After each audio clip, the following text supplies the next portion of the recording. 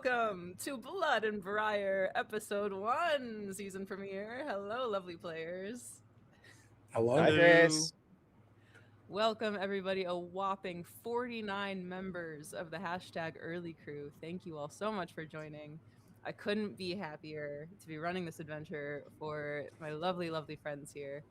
Let's do a really quick go around of introducing ourselves and letting us know who we are and where to find us. How about we start with Ty? Hey, hello, trolls. You might recognize me as Dungeon Mr. Ty from Aired Out. Episode 4 is dropping on Friday. I'm also the owner of Adventure Sling Productions and the creators of New of Arden. Tonight I am playing Sarek, and we're going to get some lore dumps in this game that you can match up with Aired Out, Episode 4, and beyond as the session goes along. Am I right? Am I right, Grace? You're exactly right. I believe episode 4 is going to primarily talk about the Darkenfold, which is the region that we're in this adventure. So definitely stay tuned on Friday. Thank you so much, Ty. I should probably say I am playing an Eshel Ranger. What's an Eshel? If you don't know, you're about to find out. And you'll find out even more on Friday. Yeah. Lovely to have you, Ty. I'm so excited. Let's you. go to Maui. Hey, I'm Maui. My first time on the channel. Very excited. You can usually find me over at Reflect Games on Twitch. And yeah, I'm excited to play a sad wizard. Is there any other kind? Just a constant rain cloud over my head. So looking forward to that. Can't wait to get, I'm not going to say wet, rained on. Thank you so much, Maui. Dave, what about you? Hey everybody, Dungeon Dave here. Great to be back. Grace, thank you so much for the invite to be part of this. I am very honored to play in this adventure that you wrote, and I'm very excited. I am playing Narnok, who is I would say mostly a pacer, if you're familiar with the adventure's backpack, with a little bit of feral from Amazing Adventures thrown in for a good measure. And I'm excited to see what kind of chaos I can sow in this adventure. Surely none, right? I don't think so. I'm going to do my best. Nah, it'll be fine. And hi, I'm Grace. I work for Troller Games. Usually we're here every Wednesday talking about the world of Aired, and today we're still doing that, but now in group narrative fashion, also improvised. So hopefully we do the world of Aired justice today and future Sundays or Wednesdays. Today's Wednesday. I'm very regular right now, if you couldn't tell. If you liked the excellent music that was playing in our intro, that is a Blood and Briar theme composed by none other than Shout Young, who I've collaborated with in the past. He's an incredible multi-instrumentalist and talented person, and I've also played at his table. Excellent game master as well. So support Shout Young. Find him online at Vocal Outburst. And if you like this overlay, it was done by none other than our master of patches and pins, Nick Kirkland. I haven't seen him in many years because he's lost in the caverns of Castle Zagig, just chipping away at the bricks. But I believe he's here tonight. So congratulate Nick on this excellent, beautiful overlay. And we have this thing in my home group, my home game. We have this tradition. Anytime we're about to transition into gaming from chatting, we have to jump into it. So would you three join me for this tradition? I'll show you what to do. Okay. Yep. All right. Does it involve dancing? So a little bit. It's not dancing. Okay. There's moves. Fair. So I not dance when I dance. Sorry. We got to do some lead up, and we're basically just talking, and then. But here's the thing about that: we gotta pretty much just go ahead and jump right into it. And next time you'll say it with me. Oh, I got it. It's call Okay. response. We say jump into it all at the same time. Got Okay. it. All right. Let's do one more. Okay. Basically, it's time to pretty much, because Blood and Briar is about to happen, so we are going to Jump into right it. into it. Yeah. That was amazing. Okay. Nestled deep within the boughs of the Darkenfold forest. The most haunted and hostile place in all of Ursel, apart from the gray swamps of Aufstrag itself. There lies a stubborn village called Greenbriar.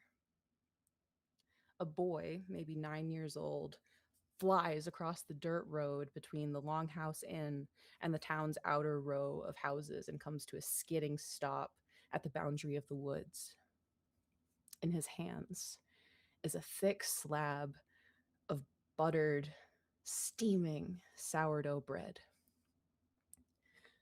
Narnak! Where are you? Narnak!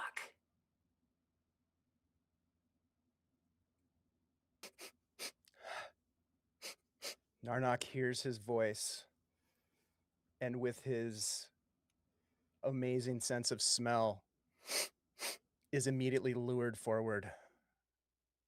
Ooh. Creeping in. It's me. It's you. Come on. There's no one else around. Come here. And he kind of crouches and holds the bread out forward.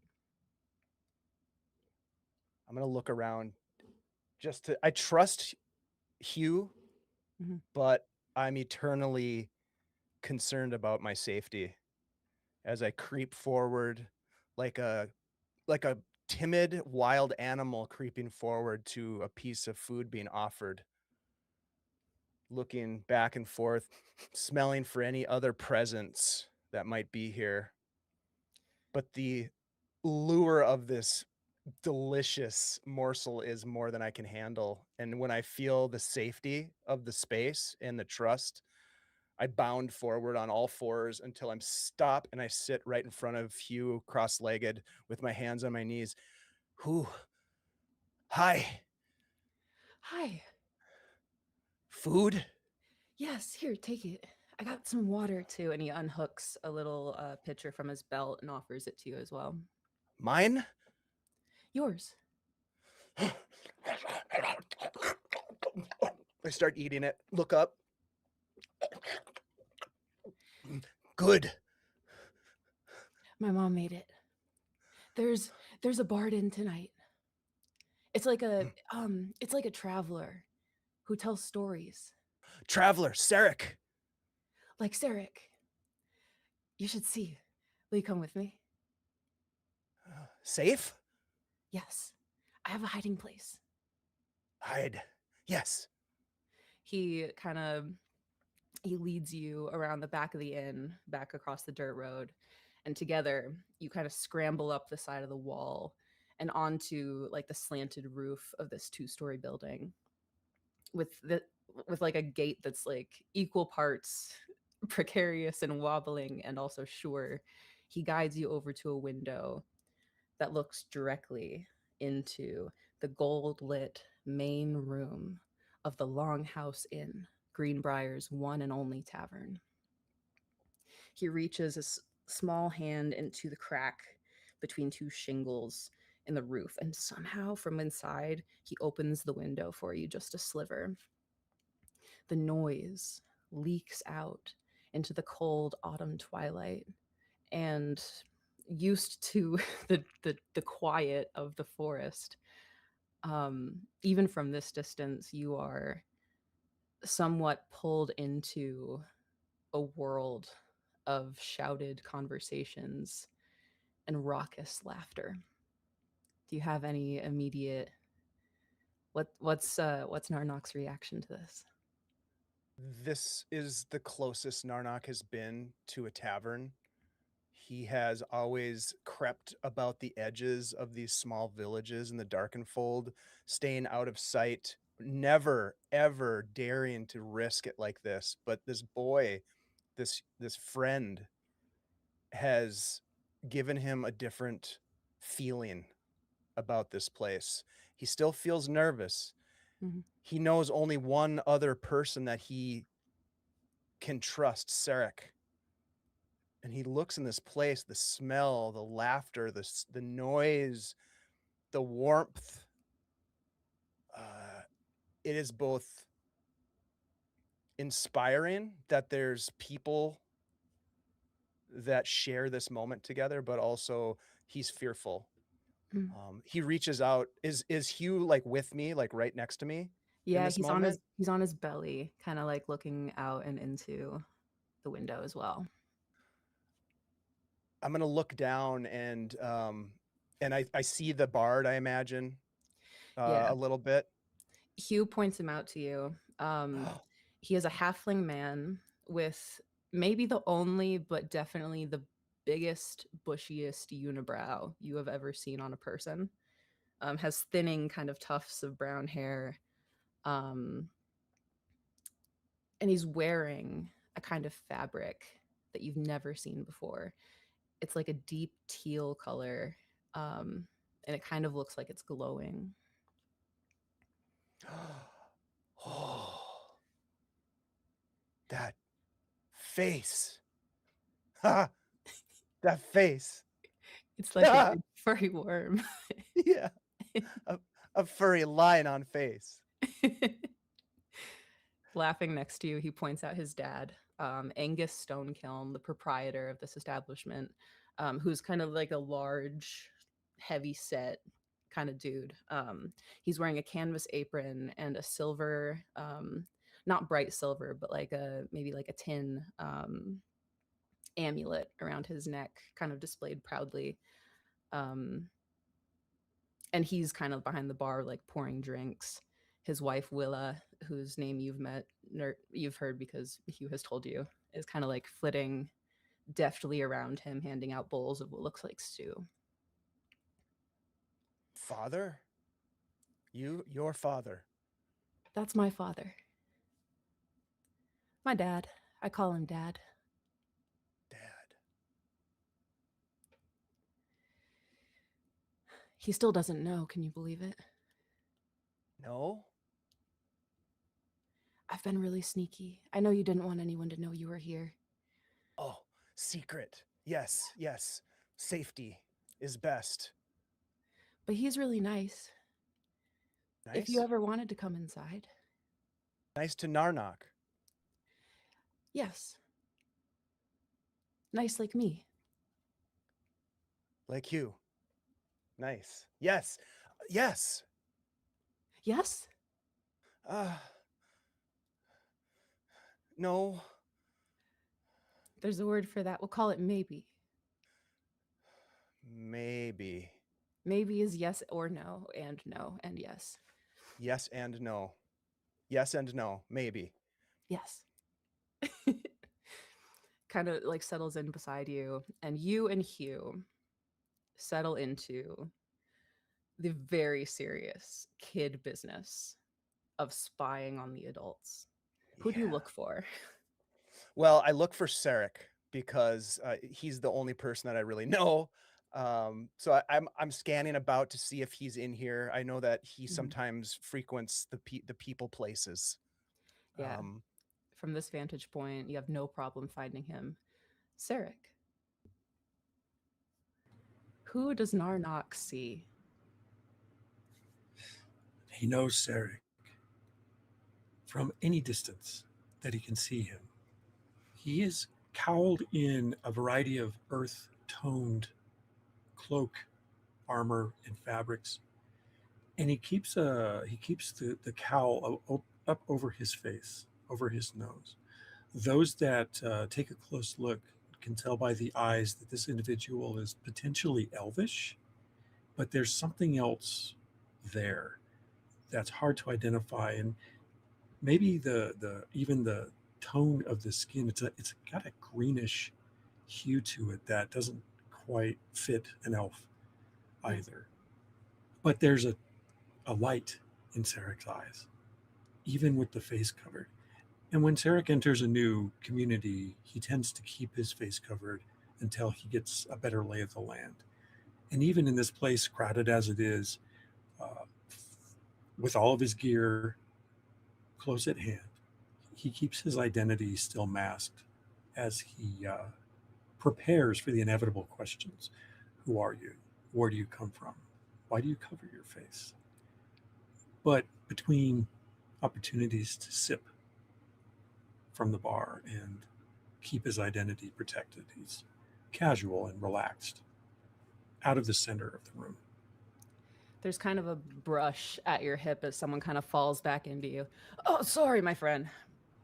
You're fine. Oh, Your you eyes almost fell there.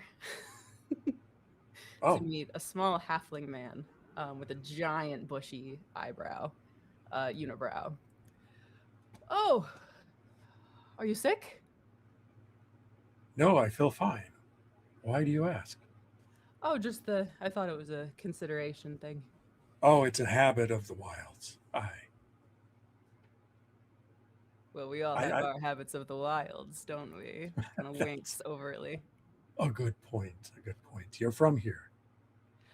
Oh, I'm from everywhere and nowhere myself. The name is Bloodgood Tuttle, monsieur. Oh, Says good a to meet halfling. you. I'm Sarek. I shake his hand. The pleasure Recently is from mine. Kaomar Valley. Oh, yes. Kaomar. I Yes, had a girl from there once. Beautiful, beautiful girl. Um, Lovely region as well. You're a long ways from home. I am these last few weeks, some time away from home. And not so far, in a way. Well, what sends you wandering? Say, have you ever heard of the Rangers of the Knot? Heard of them?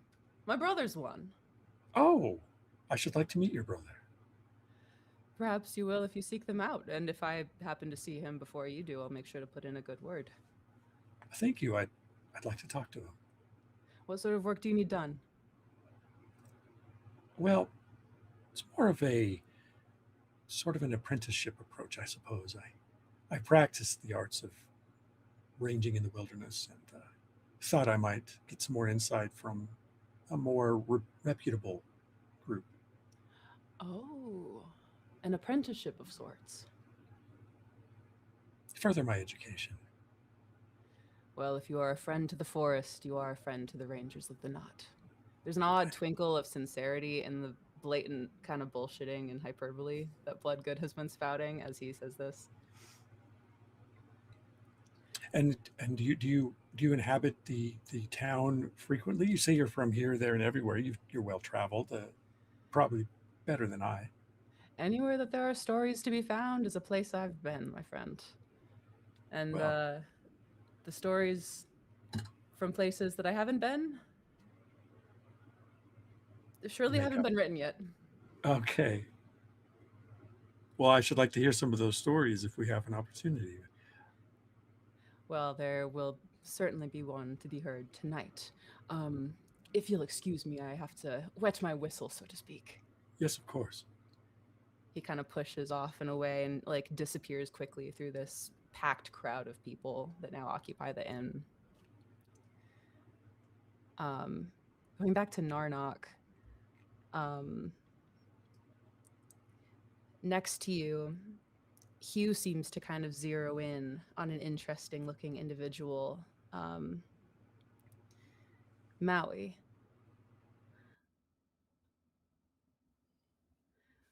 Who does Hugh see?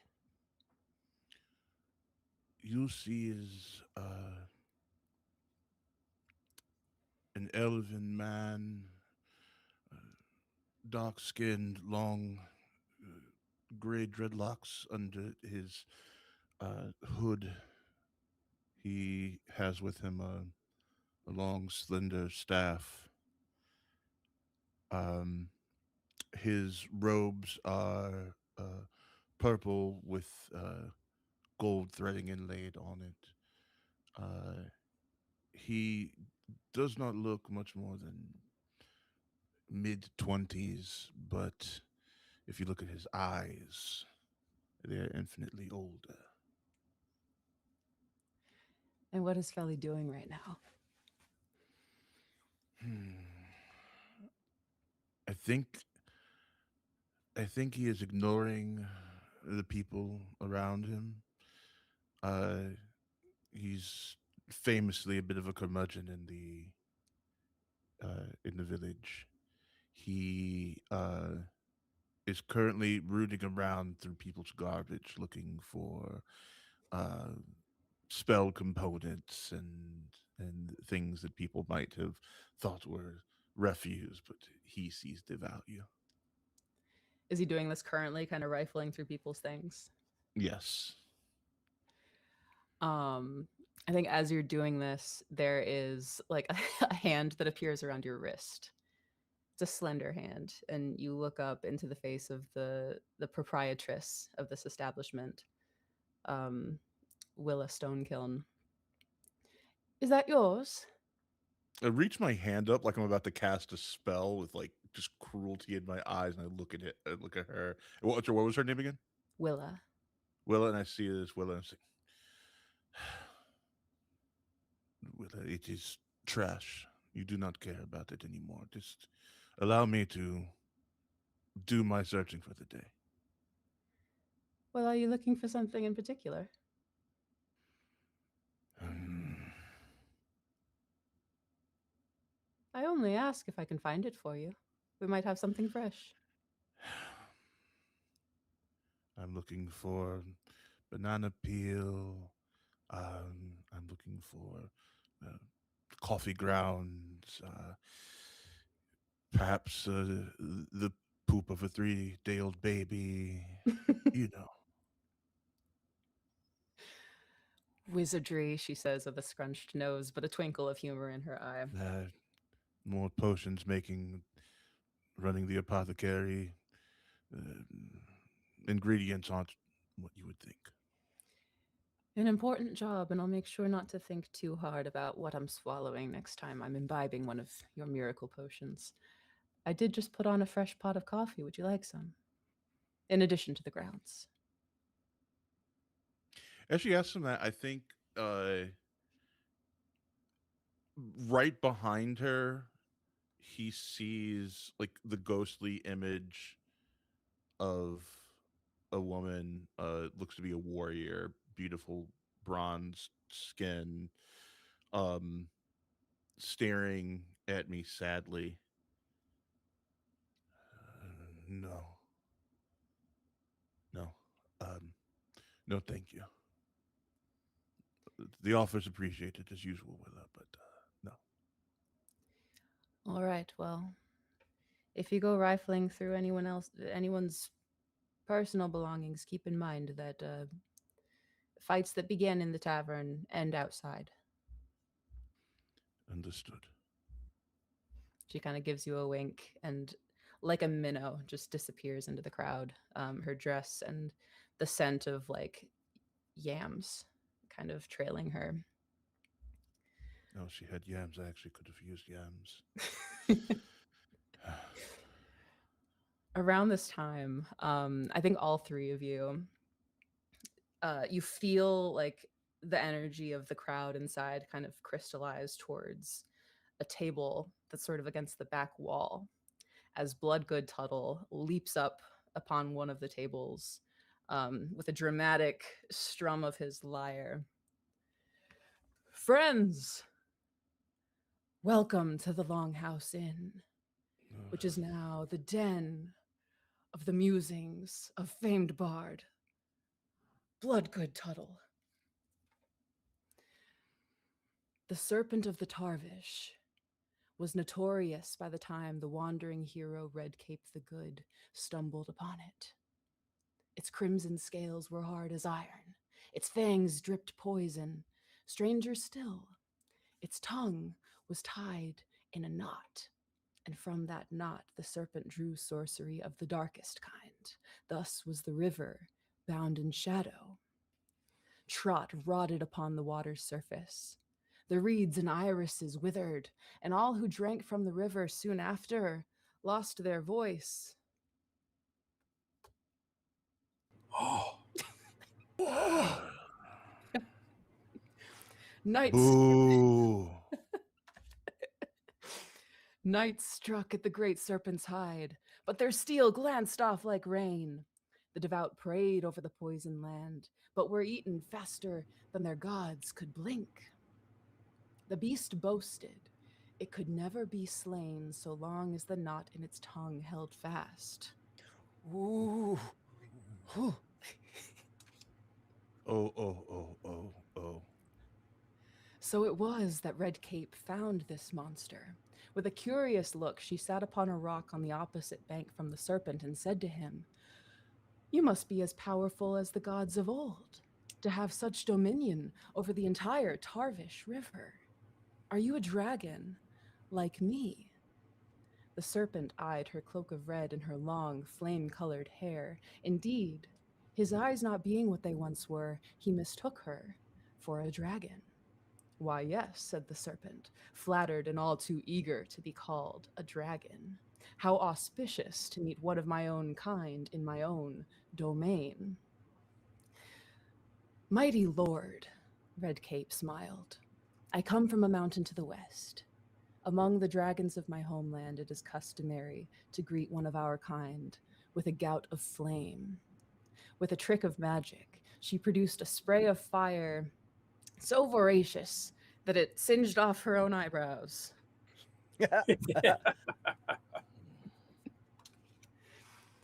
Not that the serpent could tell.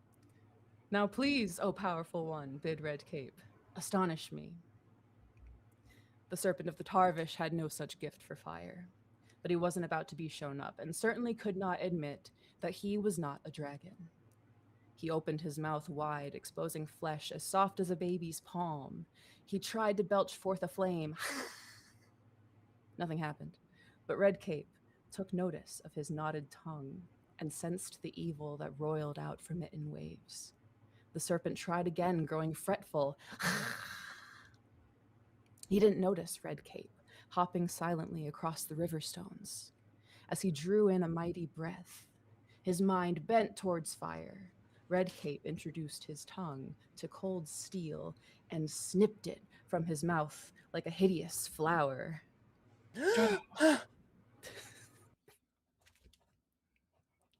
The serpent's magic snapped like rotten twine. The land breathed again, green and free, and we rejoiced, for the serpent of the Tarvish was destroyed. Though we recall this as well. The voice of the tongue-tied serpent can still be heard wherever men bind themselves in spite and grasp for more than their share. Red Cape taught us that the tighter the hand grips, the weaker it becomes. The hand that holds nothing holds true power.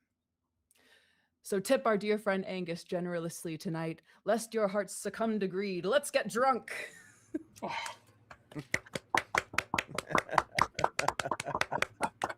The crowd erupts. The crowd goes wild for some reason.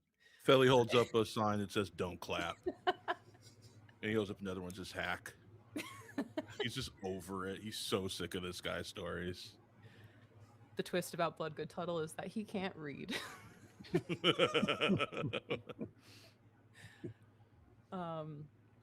So the crowd kind of at this point dissipates, and Narnock with Hugh from your place atop the inn. You notice at last a small island in this roiling sea of people. Now that the crowd has kind of moved enough away. In the center of the room, packed as this place is, there is a circular table at which a large man dressed in finery sits alone. His table is rung with chairs. No one has joined him, and indeed, no one presses up against him, no one jostles him, no one has touched him. As you look, kind of assessing him, his eyes flick upward and lock with yours. What do you do?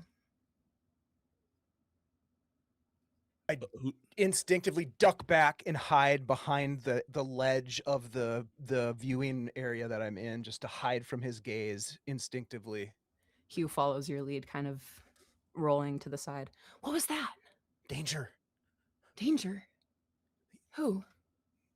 He kind of like gets up and like looks over. Big man alone. Island. Yes, no? Danger. I don't know. I should get my dad. Whew. I'll grab him by the arm. Be careful. I will. I think that man's hurt. Hurt. I'll sniff the air. Do I smell blood? Make our first roll of the adventure. Make a wisdom check. Shit. All right. Woo, woo, Here we woo. go. Here we go. All right. Here we go. That is a 15 on the die, plus level is 20 on a wisdom, which is prime. So Excellent. 21. Yeah. You do smell blood. Injured. Sarek. I'll look around instinctively. I'll peek back up and look for Sarek. Is the man still staring at me? Or up in this direction?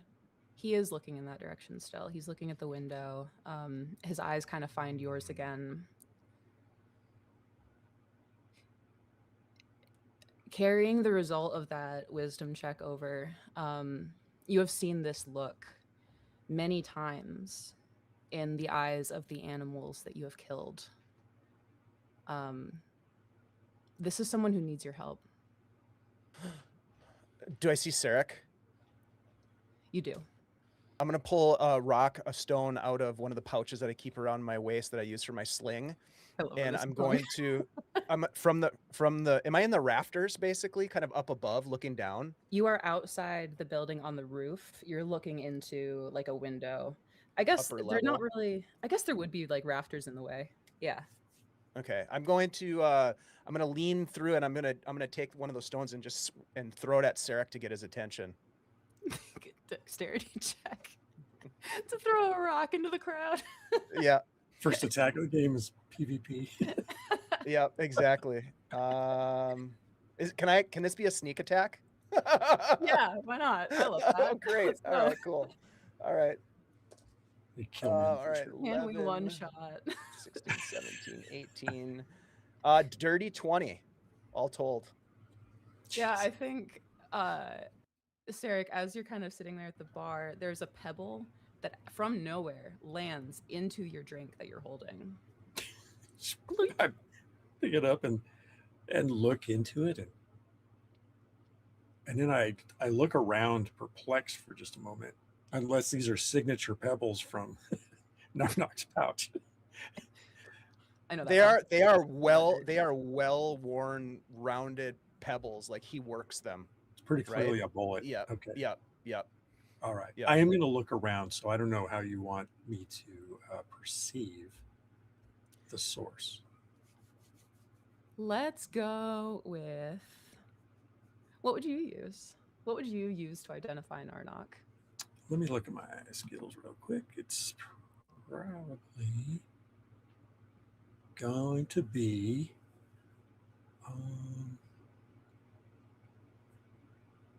it's probably like an intelligence, like what I use for my tracking kind of stuff.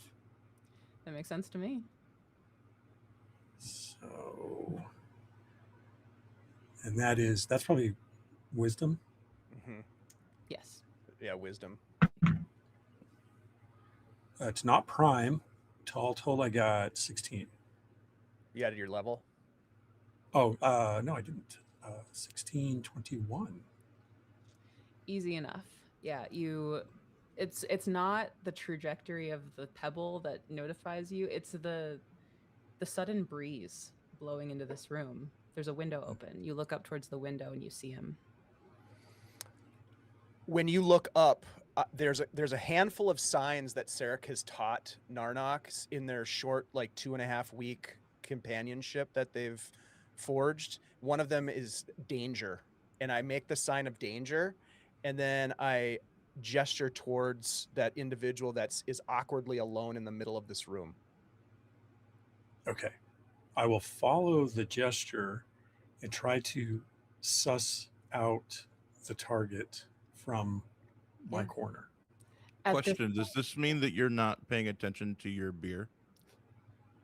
Probably. Yeah. I think Felly, as he's not paying attention to his beer, would like to use his was it Magi's reach to steal said beer, and I believe that I will have to make a curse roll with that. Am I correct? You're right. Yes. Don't choke on the bullet. Alrighty. That is 12, and then it's a 5 on the curse roll. Okay. So the curse roll, nothing happens, which we didn't explain curse rolls at the top of the game. We will explain those a little bit later in the adventure. I think on it, you said it was a 12. Yeah, to try and reach out and grab the drink and pull it to me. As you do that, I do think, Sarek, that you feel a tug in your hands. Yeah. Uh, I'm going to resist that intuitively, not thinking too much about it though, because I'm trying to make sure I have the right mark. And then, however insistent that is, or if I break that grasp, then I will not pay any more attention to it. But if it becomes a tug of war, then I'm going to have to pay attention to what is going on with my goblet. Felly, the man's fingers tighten around the goblet. What do you do? No, I'm pulling. You feel a yank, Sarek. I let it go. I let it go and follow where it goes. You see it go to my hand, and I just look at you, go, and start drinking. And I'm watching what you do to help this child. I first motioned to you, trying to warn you there's something at the bottom of the cup, but You see me down the thing, and then like show it in my teeth, and then I swallow that too. strange company in this tavern. I will return my gaze, however, because I know that Narnock is not going to make me alert something that's not important. At this point, no roll required. You both, in this moment, kind of become alert to the fact that there is a weird energy in the room all of a sudden. Um, the table is easy to see at this point. Weird that it wasn't before, but there's no one sitting with this man who sits at this table alone. He looks to be probably like 6'4". But he's hunched, broad shoulders sort of drawn inward. He has like a handsome kind of like chiseled face that he's like burying his stew, which just sits on the table. He's really, really bent forward, and his hair is a little bit matted down. It looks like he's got like some kind of nice haircut that's kind of grown out a little bit with streaks of gray through it. This dark, dark hair. And he's kind of just not moving anymore. Do I see Naranaki, you Willa? watch him kind of withdraw. Do I see Willa anywhere? Yeah, she kind of approaches by you all I, in this moment. I just Willa, and I tug at her. Yes, dear. I'm sorry, I don't know if you remember who I am. I'm Sarek. Have you helped that gentleman at the table sitting by themselves? And if so, are they okay? Mm-hmm. He's okay. By okay, do you mean we should leave him alone? Or are you concerned? Everyone should leave him alone if you ask me. I think the sooner he's out of here, the better. With that, she flits away before Okay. eager to leave the conversation. How far away am I from him? He's like across the room. Let's call it Okay. like 30 feet. I'm going to move to a more strategic position. I'm not going to call it a defensive position, more of an offensive position, staying behind him so that he can't see me. In all of this, Felly, what are you doing? You kind of watch the strange exchange between Willa and this man. You see the man at the table. Yeah, I'm kind of like watching and kind of keeping track of everything, but but what I'm actually doing is like going around and stealing drinks, and so I'm like 3 or 4 in. But the entire time I'm kind of keeping one eye on what is happening, mostly just out of curiosity, Sure. um, but not really looking to get involved. Sure.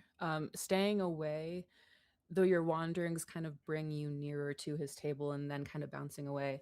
Whenever you are near him, there is this feeling that fills you. He doesn't like smell bad, but it's like the aura of someone who like really stinks. Mm. Um, just like there's something kind of unpleasant about being near him. Um, Uh, Well, that's something different entirely. Um, I think watching them be kind of tiptoeing around him. I'm a few drinks in, mhm. you know. I think I just go up to him and say, "Hey, hey, why you smell like that, eh?" As this happens, Sarek, what are you doing? You watch this person that tried to steal your drink just saunter up to the man. I'm entirely evaluating the situation to see what the response is because I'm curious about both of these individuals. They've Mhm. both got my attention. And I think my assumption is that this hooded one that stole my drink it is sort of being the bait in a trap they may not realize they're approaching. And so that's how I'm assessing the situation. I'm assuming that there's something potentially dangerous about this individual and that the other individual is perhaps making a mistake, but it's beneficial to what I need to know. Okay. Angus kind of, you notice Angus behind the bar stiffen as this man that you don't know kind of approaches this like loner in the middle of the bar. Narnock, as this is happening and as you watch this person that had sort of been kind of talking or doing something with Sarek, goes and approaches this man. Hugh kind of mutters, "It's just like that one lady the last time." And Last time, he starts down. If you come with him, he'll continue the conversation with you, but he's on his way down. I look to see if Sarek is got things handled, which I assume he does, and I follow Hugh.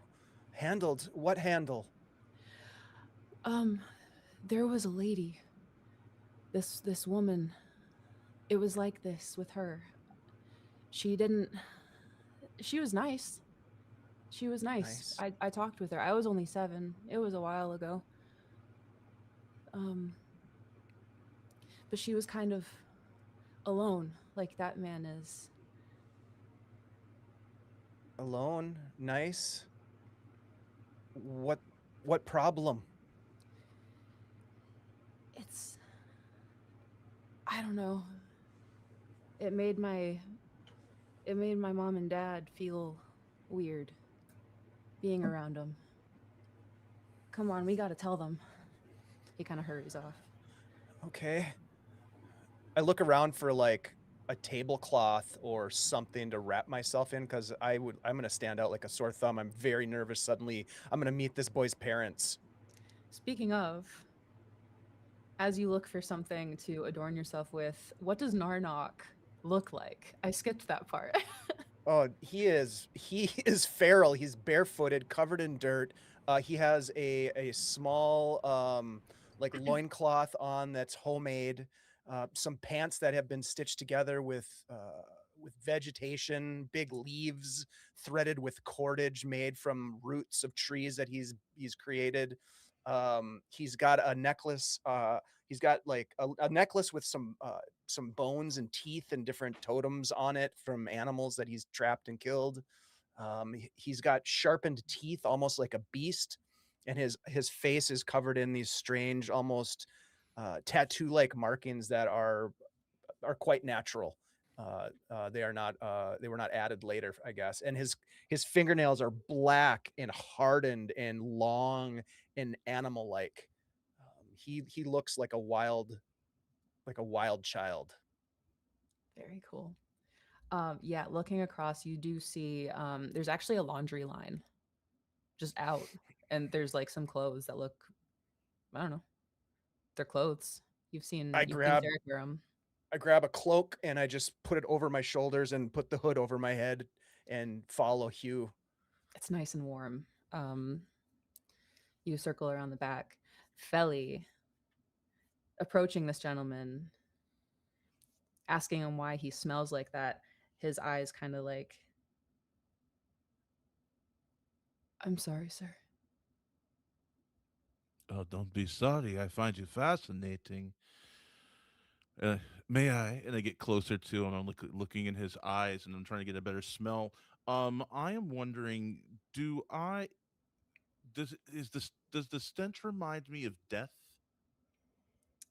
Make a wisdom check or intelligence Um, or charisma. Honestly, make a mental check of your choice. yeah. This is a CL3. Okay, that is a 15. Is that prime or secondary for you? I did intelligence. That would be my prime, I believe. Yeah. So it's not death. It's a curse. It's the curse you've studied. Oh. Kind of frightened by you, he's a little bit like leaning back, a slight tremble appearing in his shoulders now. Do you think I could have some of your saliva or any other bodily fluids you would be willing to part with? Saliva, sure. Um, I don't know what other bodily fluids I could Oh, safely I can offer you. think of one or two others. Three if you're feeling lucky. He kind of like looks around, a little bit like looking for help that isn't coming. And he kind of like Oh, it's okay. Don't worry about them. They're afraid of you. I'm not afraid of you. I'm fascinated by you. he and just kind of offers it to you right then and there. And as he holds it out, um, I'm going to lick his hand and cast discern magic. I love it. Amazing. Do you need anything from me for that, or do you just do it? Do you just roll? It's a cantrip. Um, I don't think so. It says the strength of the magical detector will be revealed as lingering, faint, moderate, strong, or overwhelming. We'll call Yeah, it I an don't think so. intelligence check. All right. Make an Unless intelligence you check. This. unless you want that, you can tell me if you want that replaced with a curse roll instead. No, let's do an intelligence check for now. With a CL5. Okay.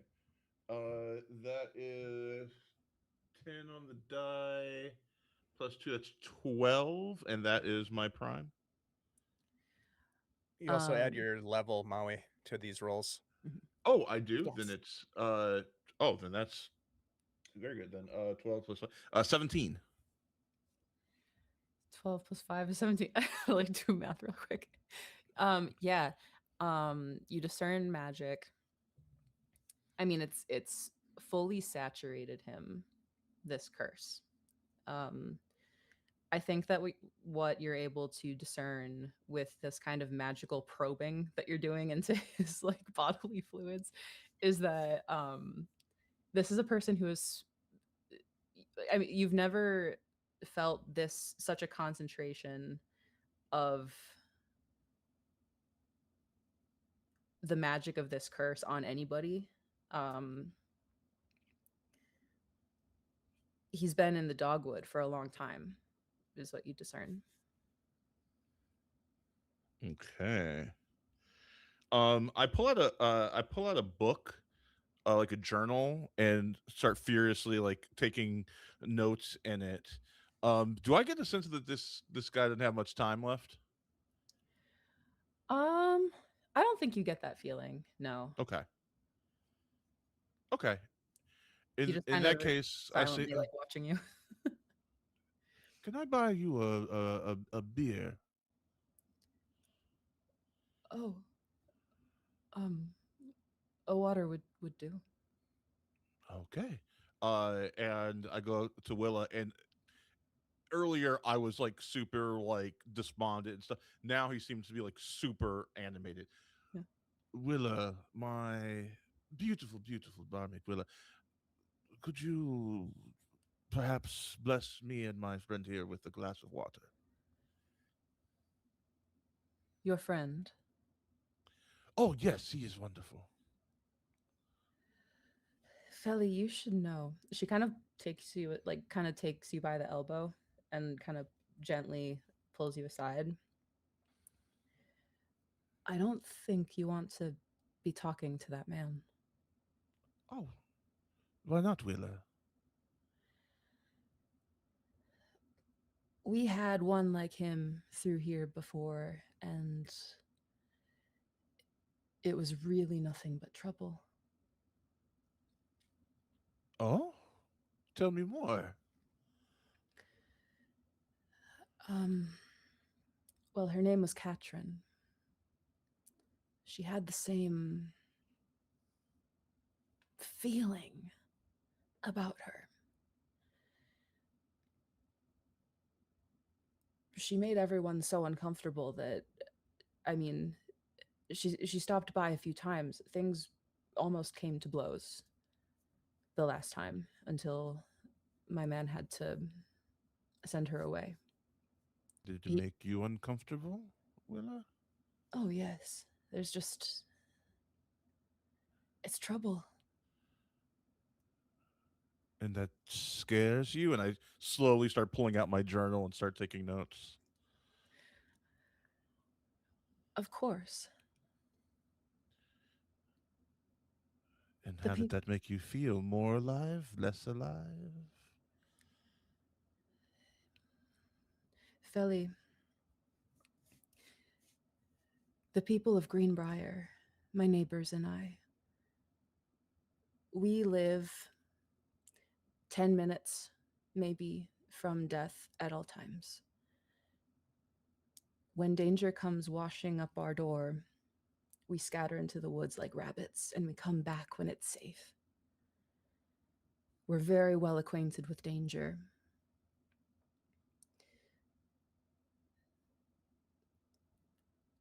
What surrounds that man, what surrounded the girl, Katrin,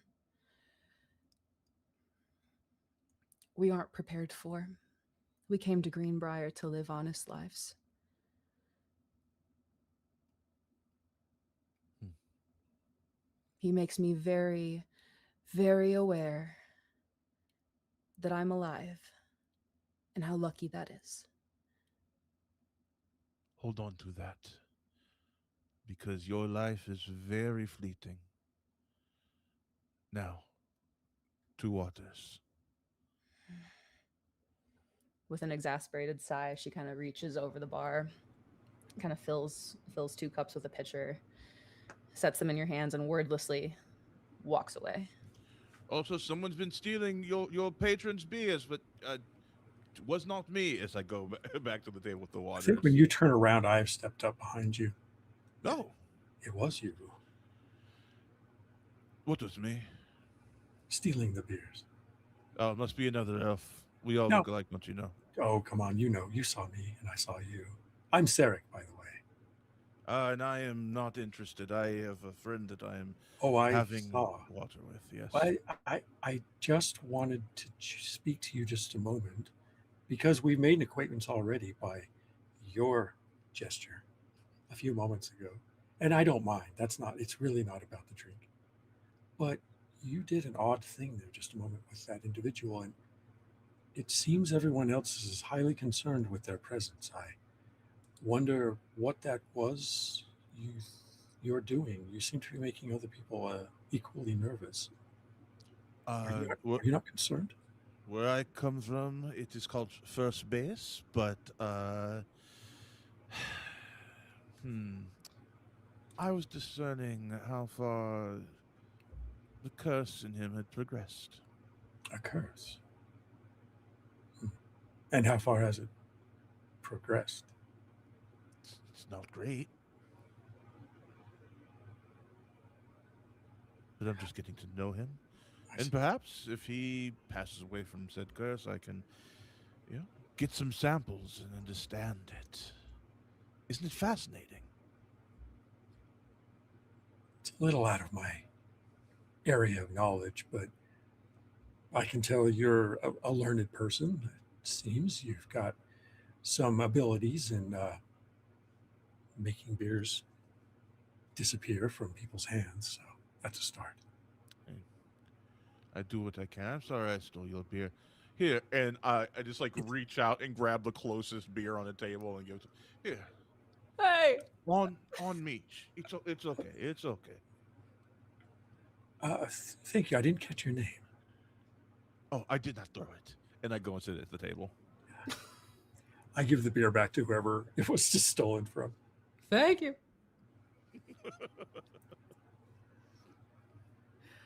Um okay, what to do? What to do as far as pacing? Let's see. I think all right. You sit at the table. Sarek, you all right, Narnok, what are you doing in this moment? You've got your cloak. I am sticking close to Hugh, not leaving his side, and following him wherever we're going. Yeah, okay. Hugh takes you around the back of the inn, kind of back sort of the way you came, and up the steps to the back entrance of the Longhouse Inn that leads into the kitchen, not into like the great main room. And he kind of barges open the door and walks into Angus, his father, who is currently like stepping out. Oh, my boy. Hello. I Hello. cower and sort of try to hide, even though there's no place to hide. Oh, hello. Hello, son. Are you hurt? Hugh, who is Hello? this? I try to mimic his voice. Hello? Dad, this is my friend. This is Narnok. I met him in the woods. Friend. Hugh, friend. He kind of regards you. At this distance, this closer distance, you can see the amulet now on his chest. There's an image of like a big old tree stamped into it, and he kind of regards you with a look that holds a little bit of concern. But you can tell that it's for you. It's not assessing you as a threat. He kind of gets down on your level a little bit. Well, hello. Hello, Narnok, was it? Yes, Narnok. I reach out and point towards the amulet and then pull my hand back before touching it. Well, this old thing. He kind of pulls it off and freely shows it to you. This is an image of the great tree. Narnok, have you heard of it? I look at it, listening, look up at him. Is he holding it out like for me, like to touch?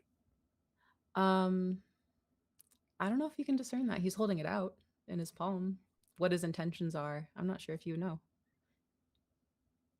I'm gonna reach out and just look at him, and I'm just gonna touch it. He kind of Tree, smiles. great tree.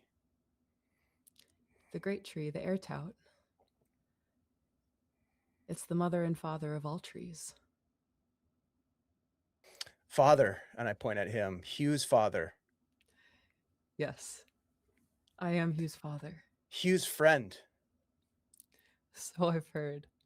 Would you like some stew, Narnok? We just put on a fresh pot. Food, hungry, yes. Yes, come in, come in. I'll fix you a place in the kitchen. And he kind of opens the door wide for you both to come in. Hugh kind of scurries in ahead of you. And the words kind of tumble out of him, understanding that that was a sensitive moment as best as like a 9-year-old can, but now it kind of like spills out of him. Dad, we were watching, and there was this guy, and he's at a table alone. And Angus kind of like shushes him, like pats his head with a big, big hand that like encompasses his skull. I know, little one. It's okay. He arrived last night. Man is hurt. Oh, the man didn't seem hurt to me. Man hurt. Man is hurt.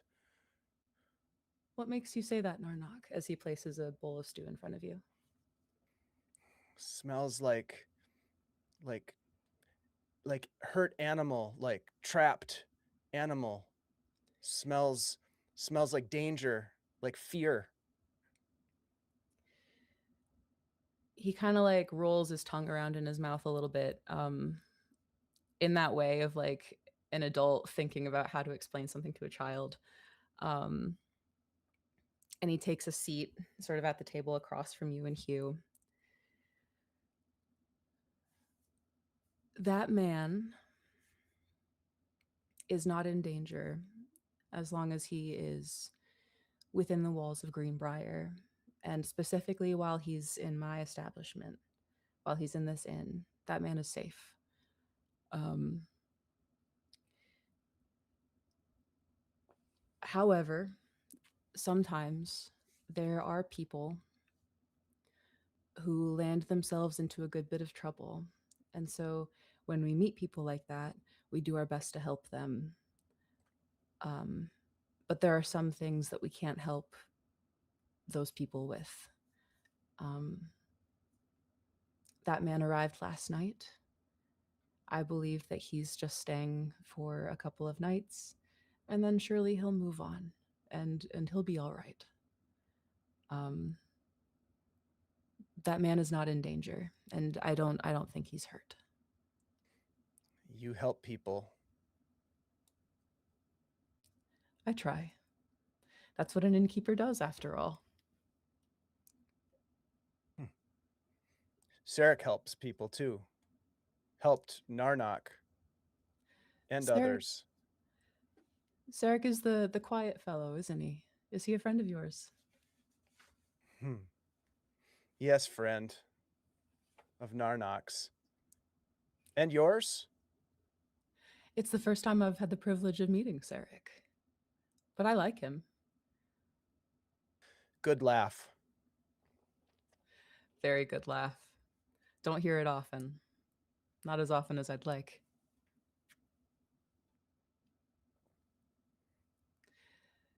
You know, if Sarek is your friend and you came here with a grown-up that you trust, do you want to stay with him? Stay here? If you'd like. I only ask because I thought Sarek arrived alone. And it would seem that my son is out collecting friends in the woods. If my job is to help people, I would love to help you find a more comfortable place to sleep. The woods are comfortable. If you find the right tree to sleep in. My days of sleeping in trees are many decades over, my young friend. But But I this do stew is believe you. good. This stew is good. I'm glad you like it. It's rabbit today. Hmm. You're welcome to come here for a bowl of stew anytime you like. You understand? Yeah. Any friend of my son Hughes is a friend of mine.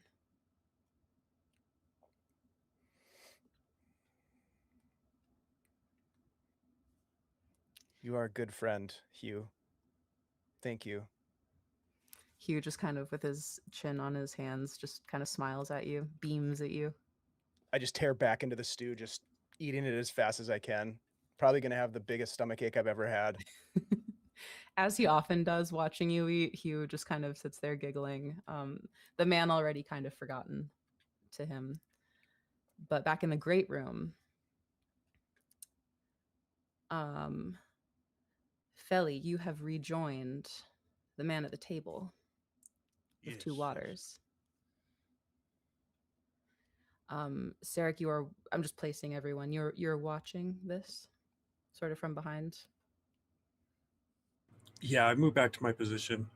I kind of followed this stranger that won't share his name, and then I peeled back to my strategic placement.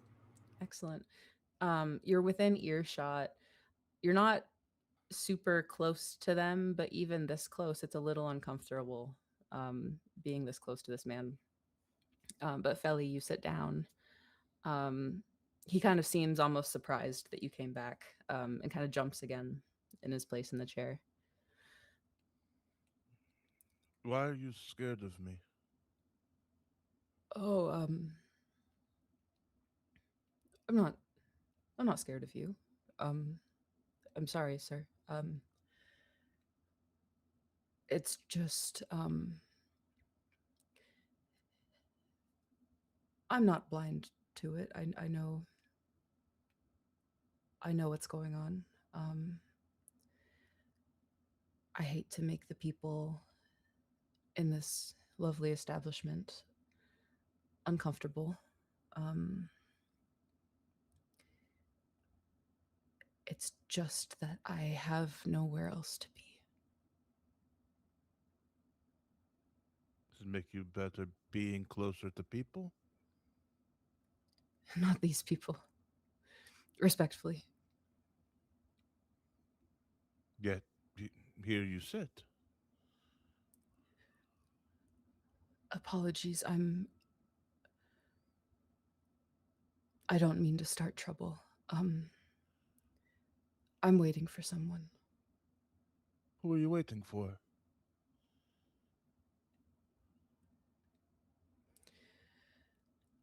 My master and his family.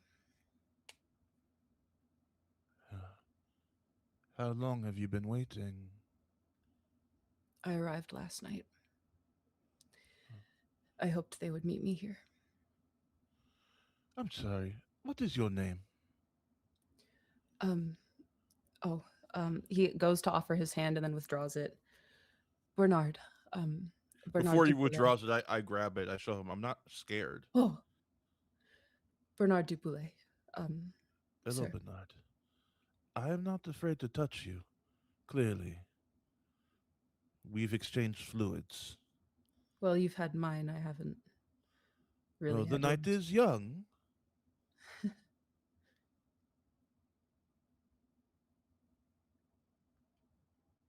Forgive me. I'm still a little shaken. I'm sorry for what is happening to you. Not to me. To them. You seem a capable sort. Eh?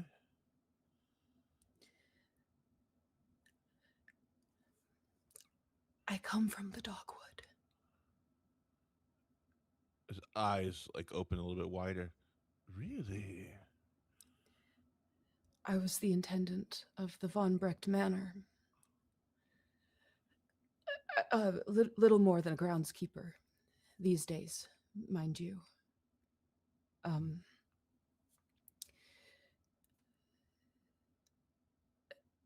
It presided over 2 villages that are now long abandoned. I see. All who remained were myself and the family I served. Hmm.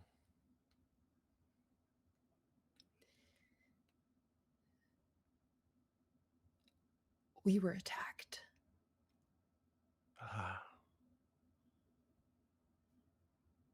What were you attacked by?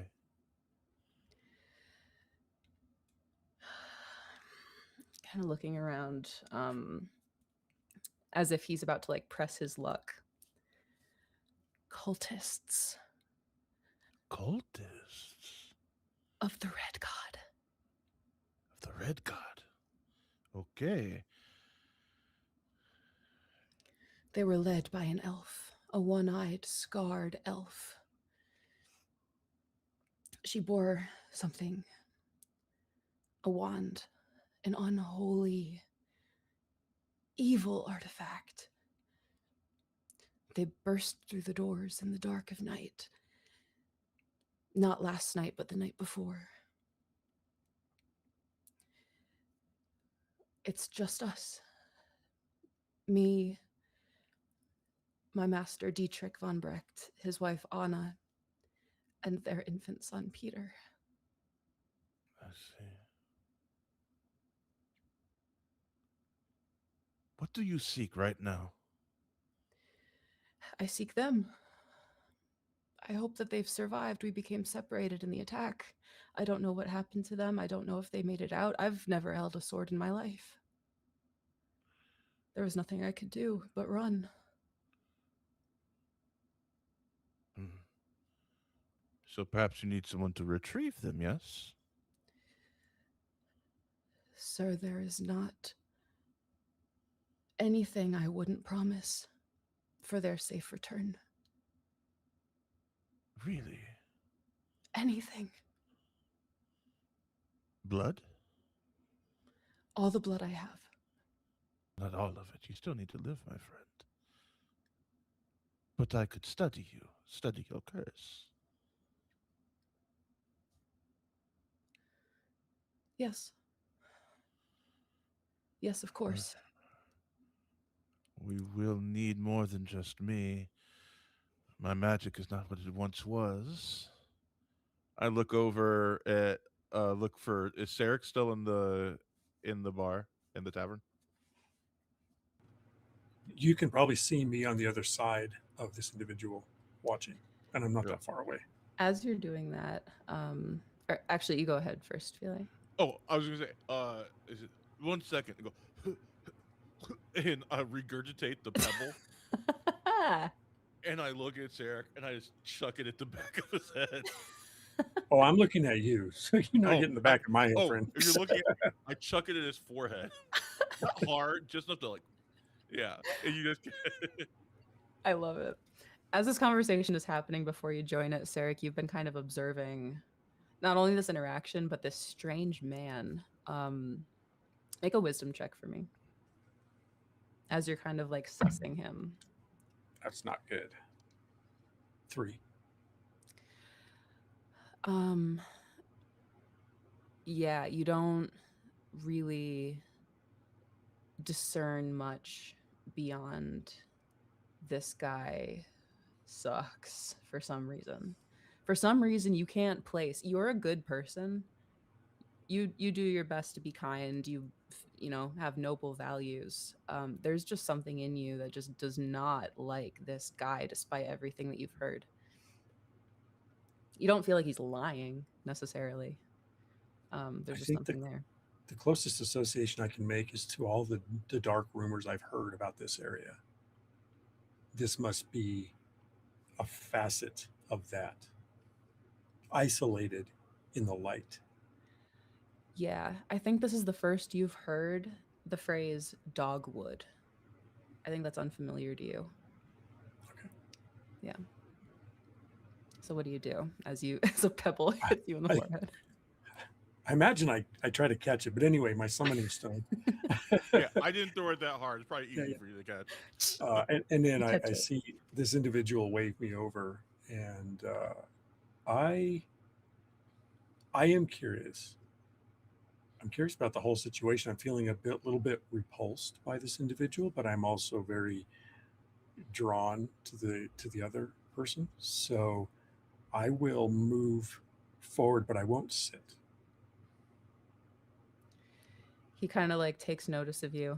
And he had kind of like broken into this like honesty with Feli, and it kind of gets walled back up as like a new person kind of approaches. Not unlike the way that you've seen Narnok behave when introduced to like a new person. Oh no. It's okay. It's okay. This is an old friend of mine. Old friend. And I look to you, hoping you say your name. Sarek. Old friend Sarek. Yes, very capable. Looking at him, ranger. Who can help us for a fee? I'm sure. Can't you, Sarek? Are people over paying attention to us? Are they overly paying attention to us? Let me roll. Oh, I want that's to the- play too. I want to play the game. I'll roll some math rocks. That's a 5. People are so trying to stay away from this that it actually has not hit the crowd yet. The 2 people have approached him. Okay. Yeah. Well, That could change at any second, though. Hops I refer to, since I don't know your name and you stole my beer. Yes. Uh, Hops. Hops is my name. Hops. Yes. Yes, yes. What are we helping with exactly? Have you heard of the dogwood? No, but Oh, should I say uh, that quietly? Have you heard of the dogwood? I haven't. But I'm not familiar with the area. Well, this person comes from the dogwood, and they are looking for someone, for people that have been lost to them, and I would like to help them retrieve them. Please, Okay. sir, if indeed you are a ranger, your skills of the wood would be most appreciated. Gold, I have gold. He reaches into his pocket and Uh, then and there he slides a key kind of under his palm across the table in your direction and kind of leaves it there. I'll take it to keep it covered. That is the key to my chamber in the Von Brecht Manor. Von Brecht Manor. This is in this dogwood area. It's through the dogwood. This is the last place I saw my family alive. They are indeed the only family that I have left. And is it this family you think has gone missing? I was explaining that we were attacked by cultists the At the night manor. before last in the manor in the dead of night while we slept. We are not fighters. We have no security. No one remains in Keshem or Roslo. And what is that? Apologies. They are villages that the Von Brecks would preside over. It was established by my master's grandmother. Okay. She was a local hero. They called her Red Cape. But I think we just had a bit of a story about someone called Red. I look at Hops. Red Cape? Cloak? you've heard of Oh, her. that stupid story we just heard from that stupid storyteller. Oh, be generous. He's a jolly fellow and had a good story to tell. He's a hack, but yes, we did just hear about that. I missed the story. I was staying hidden. No, to be fair, you did not miss much, but I will let Sarah talk to you now. Yes, we were attacked by cultists. The the villages were once thriving. It was an area established by this hero, Ulissa von Brecht, Red Cape the Good. There are many stories about her. I'm not surprised that there was one spoken of tonight, though it be a bitter coincidence. I can certainly offer my services as a tracker. I do want to help you. I can't explain for myself. You have to acknowledge there's a bit of a pull. Some say that the dogwood is cursed. And that's why we speak of it quietly. It's just a bit embarrassing. I see. It's not uncommon, and to my knowledge, it's harmless. I once, I had a neighbor whose presence at dinner tables caused foods to lose their feeling, their taste. It manifests in odd ways and strange happenings, but I would never hurt anyone. And to my knowledge, this feeling about me isn't contagious. How did you come by it? They say it befell the dogwood. That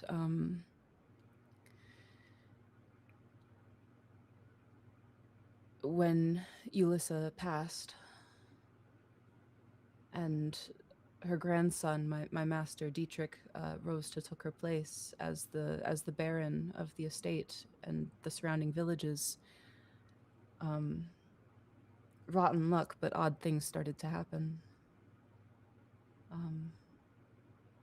Slowly,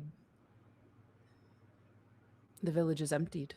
The people simply left or fled. They could not accommodate this feeling. This was perhaps brought on by the family. Oh no, No. Certainly not. With the arrival of these cultists, I have half a mind to believe it has been them the whole time. What do these cultists represent? Oh, the Red God. Now that I have heard of. At this point, with the second mentioning of the Red God from this obviously unpleasant individual, people do begin to kind of... attention is kind of beginning to trickle in the direction of you three. I'll sit down so I'm not so. Hobbs, what do you intend to bring to this venture? I assume you've also volunteered to help? I have knowledge and magic. That could be useful. Magic, yes. You must, if you get there, if you find them, if you find the one-eyed elf, you must take this wand from her. You must destroy it. The one-eyed elf. Does that She was ring the any one bells? who led them. Roll a wisdom check. I'm also starting to look around for Narnok. Yeah. Has that kid gone off to? He's disappeared. 24.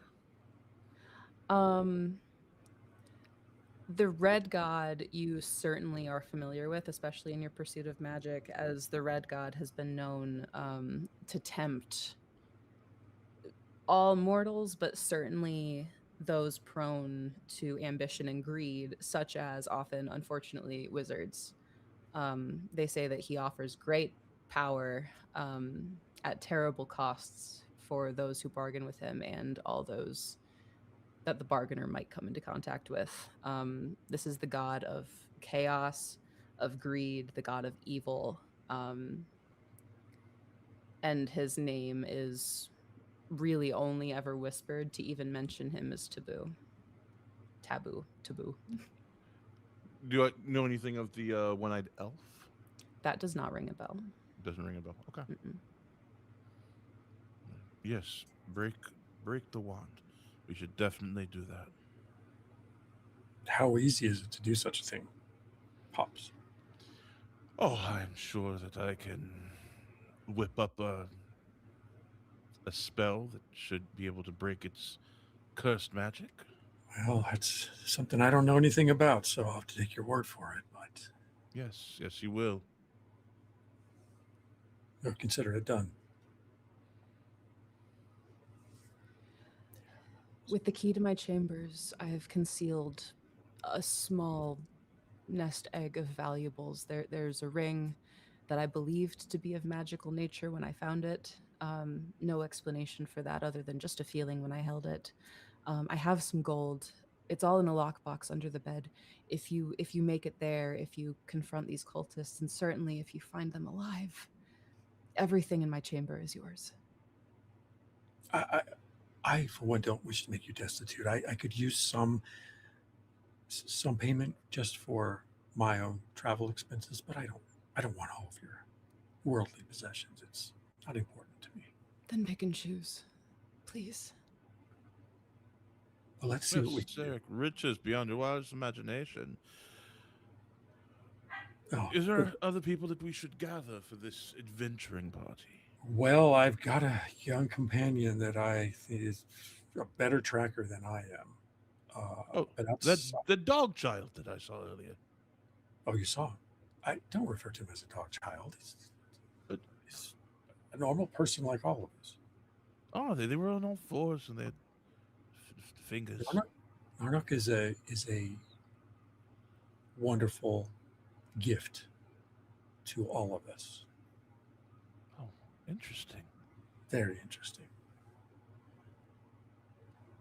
I look forward to meeting them. I look forward to introducing you. Stranger, I assume you won't be accompanying us back. I'm afraid I would only be a liability. It's honestly a wonder that I survived to reach here. I have no idea how it happened. You may stay in my apothecary while I am gone. Thank you, sir. That will be much Of more course. comfortable than here. Yes.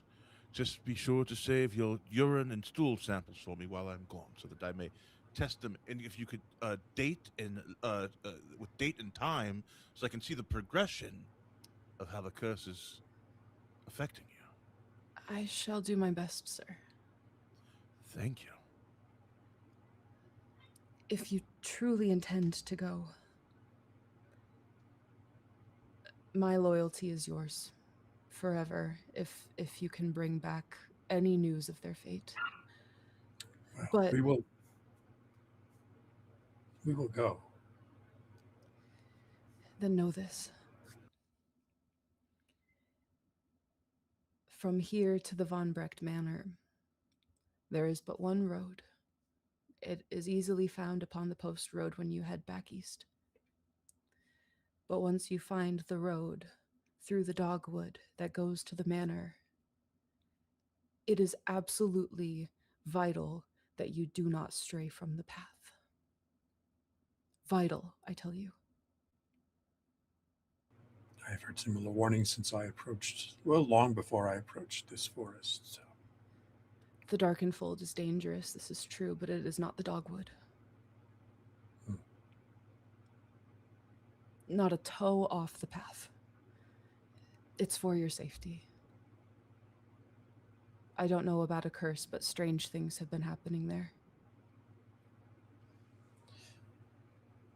I'm thinking to myself about Narnok. It's maybe a larger challenge than I anticipate, but I don't say anything. You certainly get the sense that if you let this sympathetic man know that your companion was a child, he would have more protestations, certainly. There are many things about Narnok he doesn't need to know. As this conversation, at least for now, kind of comes to a close, I would like both of you to give me wisdom checks as you're talking to him.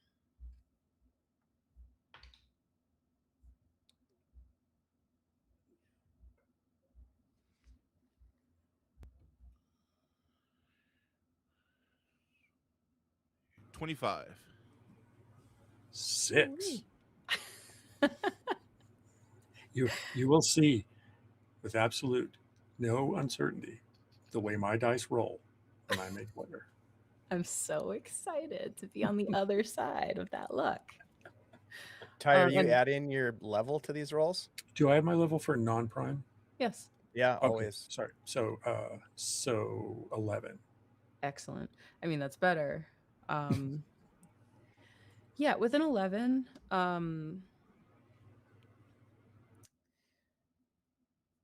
Sarek, you notice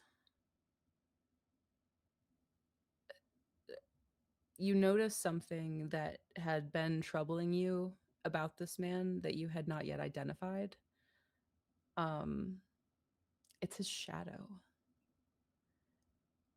It appears to be warbling around the edges in some kind of strange way. There's torchlight in here, but it's almost like writhing sort of around the edges. Funny question. Yes. Have I ever perceived a similar phenomenon in my dreams with regard to Loretta? Not of this nature. Okay. This is new. Feli, with your 25, you notice further that as this conversation kind of comes to a close, this man's gums seem to be bleeding. We will take our break there. We We'll come back in like 5 or 10 minutes with the Okay. second half of this session. Wow, wow, wee wah. Wow, whoa, whoa, whoa, whoa. Break time. See you soon. Enjoy this Be Right Back screen with the wonderful theme for Blood and Briar by Shout Young. Vocal outburst, everybody. Give him a hand. Woo, woo, woo. Be right back.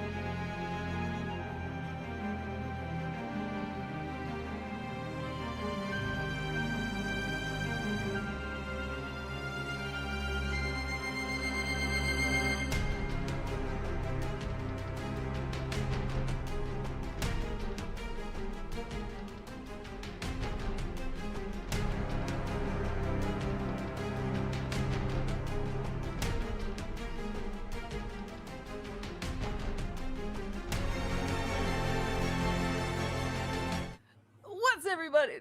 No kidding. I was gonna do the obnoxious influencer for a second and then aborted the mission. And we're back. And we're back. Hey, what's up, you guys? Hello, we're back. We're back from the break. We're watered. We're caffeinated. If you can't tell, we weren't talking about any bodily fluids. Thanks for asking. And we're about to we're gonna pretty much get ready to do a little bit of stuff, and we're gonna lean back, and then we're gonna pretty much get ready to Jump right into into it. it. Mm. Justin, that's the Right ritual. into it. Got Oh, it. they can't see you. You'll Yeah, catch I'm on. hidden You'll behind catch a on. cloud of trees and fog. I'm Oh in my the God, Justin. dogwood. That's your disguise. Your costume. I've Match. appeared. Just This jump is- on in. I know we're jumped, and we're gonna stay jumped. But I have Yeah. a really quick tangent. This is a regular thing to say in our household whenever we're confused about something, is that we're lost in the dogwood because of this adventure, and so we say that constantly. I'm so lost in the dogwood right now. Anyway, Message. I think that's great. Yeah. I'm here for it. and speaking of being here for it, our focus shifts away from Briar, where a few threads of destiny are being braided together with an end that cannot be foreseen at this point in time. And we wander back in time about a day. It's an autumn sort of afternoon, or like rather mid-morning. The town of Willowbreak in the Darkened Fold is altogether more isolated than Greenbrier. It takes a lot of effort to get to Willowbreak, and that is the kind of effort that not many people really want to spend to go anywhere in the Darkened Fold. It requires travelers to venture off of the Post Road, which is kind of the only major road through this hostile place. And in Willowbreak, there is a person calling for help without calling for help. She is approaching anyone that she can kind of find, anyone who looks strong, who looks capable, who looks like they might have a little bit of an inkling in their eye that they're willing to go somewhere that isn't here, anywhere dangerous. This woman is she's tall. She's about 6 foot, like 6 foot even. Very kind of like built physique. A couple decades of fur trading and trapping and lumber milling here and there will kind of do that to a body. And she's kind of suntan. She has this this red braid that kind of cascades over her shoulder, and a broad scar that spans her forehead as she's kind of wandering through the village. And people are giving her a bit of a berth as she does so, kind of trying not to make eye contact. She walks up to the local armory, and she kind of like raps at the door. No one answers. She kind of raps again. Justin, where is Creed in this moment? I think Creed is probably carrying a big old bucket of last night's bathroom trip. Just getting ready to go pour it outside of Shelly would be thrilled. his hut. He's just carrying it, sloshing around. And Sloshing? it's, hey, look, he keeps hydrated. It's important to stay hydrated. You should be And proud.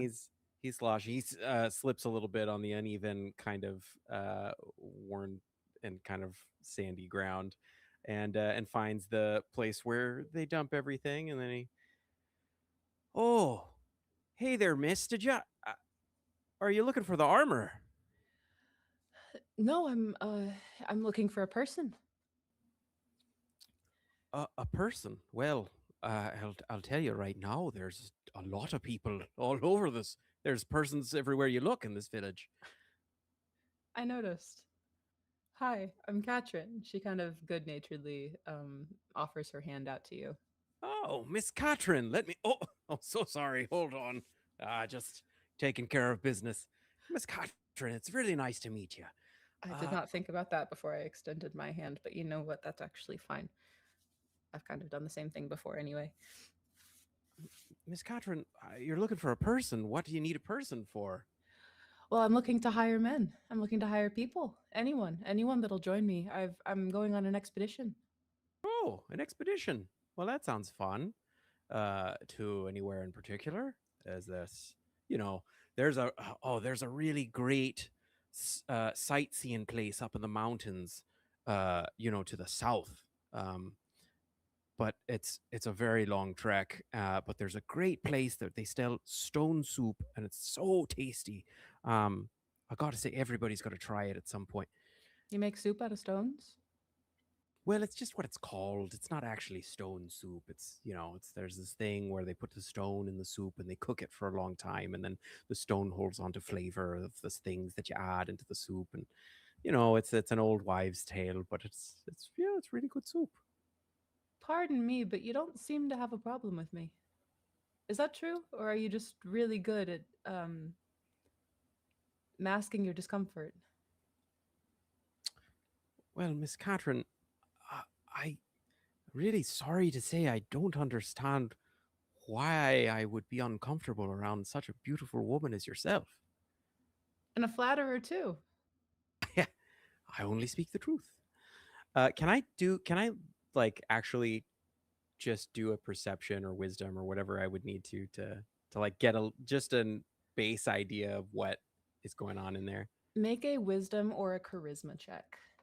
If you're thinking with your social brain, go charisma, and if you're going with like perception of your surroundings, go wisdom. Yeah, I am. Yeah. Do I get my +2 from psychic senses? Yeah. Cool. And add your level. Okay.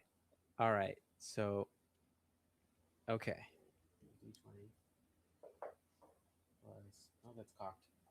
We on to the cock. 6 plus 9. 15. 15 total? 15 total. Yeah. And is that prime or non-prime for you? I think it's prime. I think that's prime.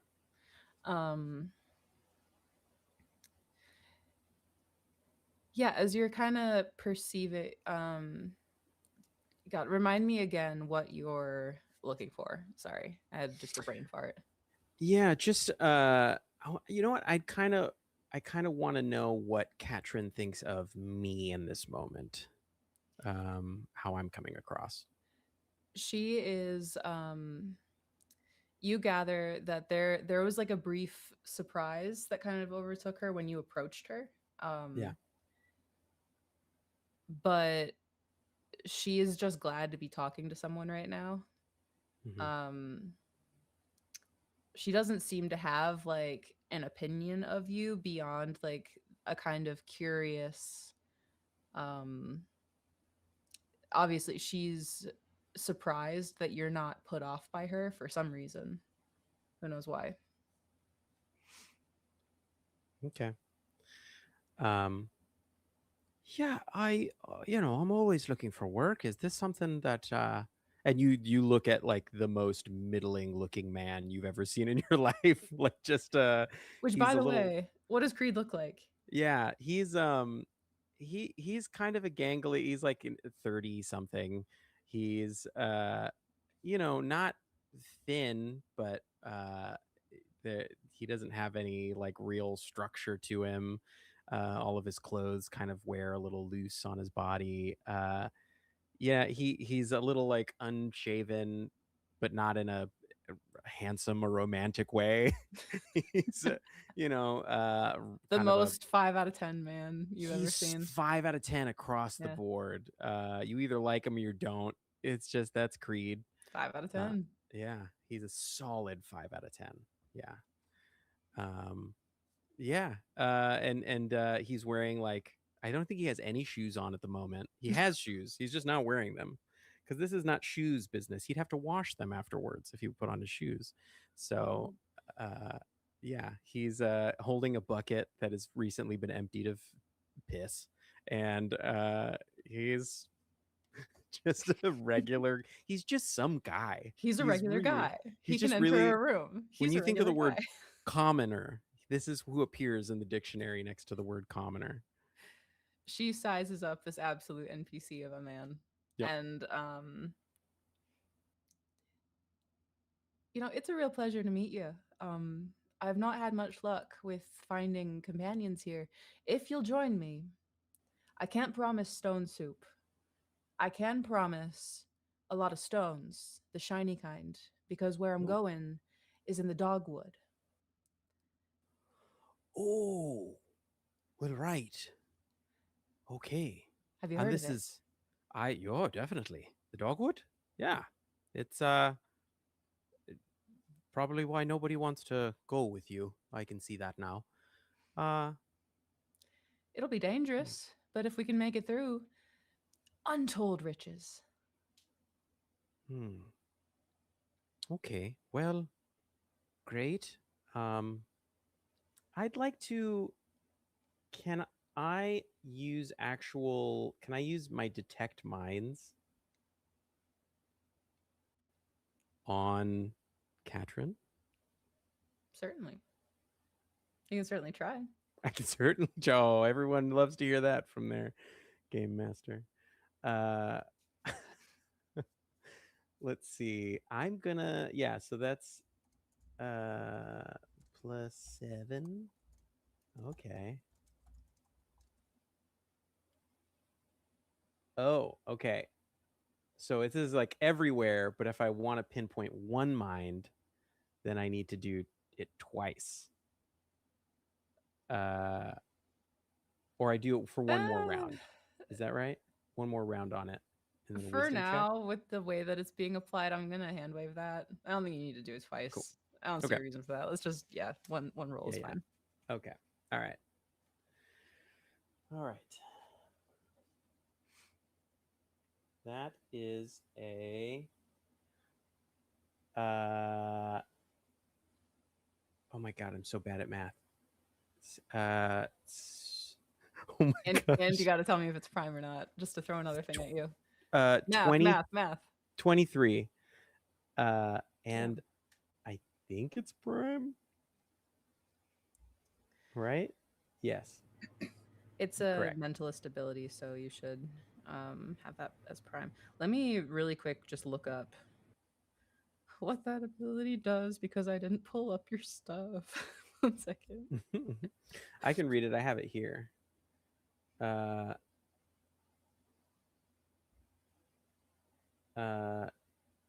this is just detecting minds. Oh, I should have rolled empathy. That's what. Wait, is that what I want? Because then I can read its mood and attitude, or yeah, You that can do would give me empathy more instead if you want. empathy instead. Okay. I assume what you're trying to do is like read her mind, not determine if she's there in front of you. Correct. Yes. Okay. I detect minds is just like who's in the area, and Yeah. that's And like, are and they that- powerful? Yes. This would be concentrate one full round on one creature and read its mood and attitude. So most people are trivially easy. 2 jobs. Yeah.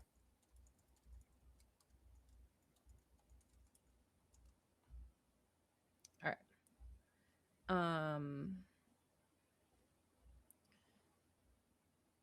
This is what Creed looks like when he's reading a mind.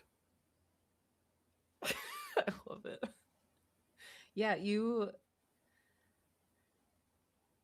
kind of reach forward, your eyes kind of meet hers. She has green eyes.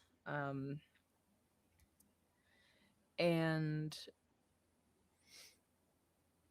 I think in her eyes, you see past the veneer of enthusiasm that she's presenting to you about the gems and the riches and the money and like all this stuff that she's kind of talking about to like entice you. Yeah. She's looking for something a lot more serious. This is very real to her. And she is desperate for you to join her.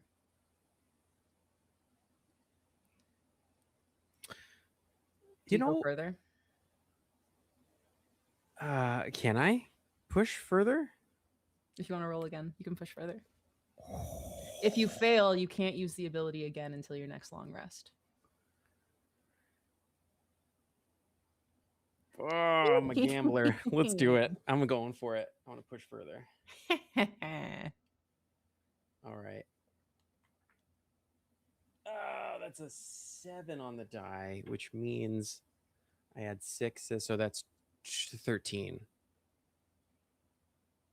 I don't know. I don't think that makes it. That is a failure. What'll you give me for a success?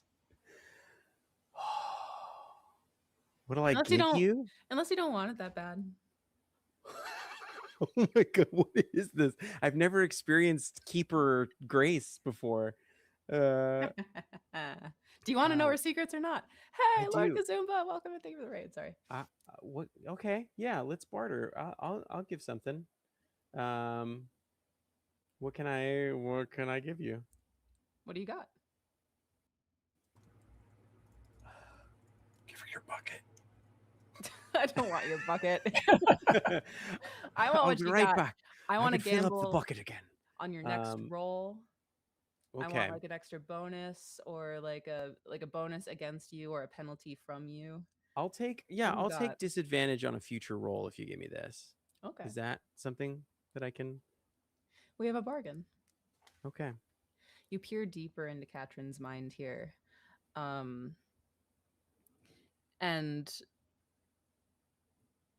the light of day fades around you. She fades from you. You stand in a dark place, and ahead of you, there is a man with dark red hair and a woman with light blonde hair.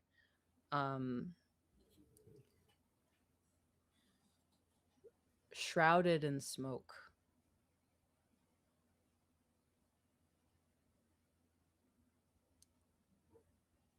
These are her parents. They're lost. She's looking for her mom and dad. That's what this is about.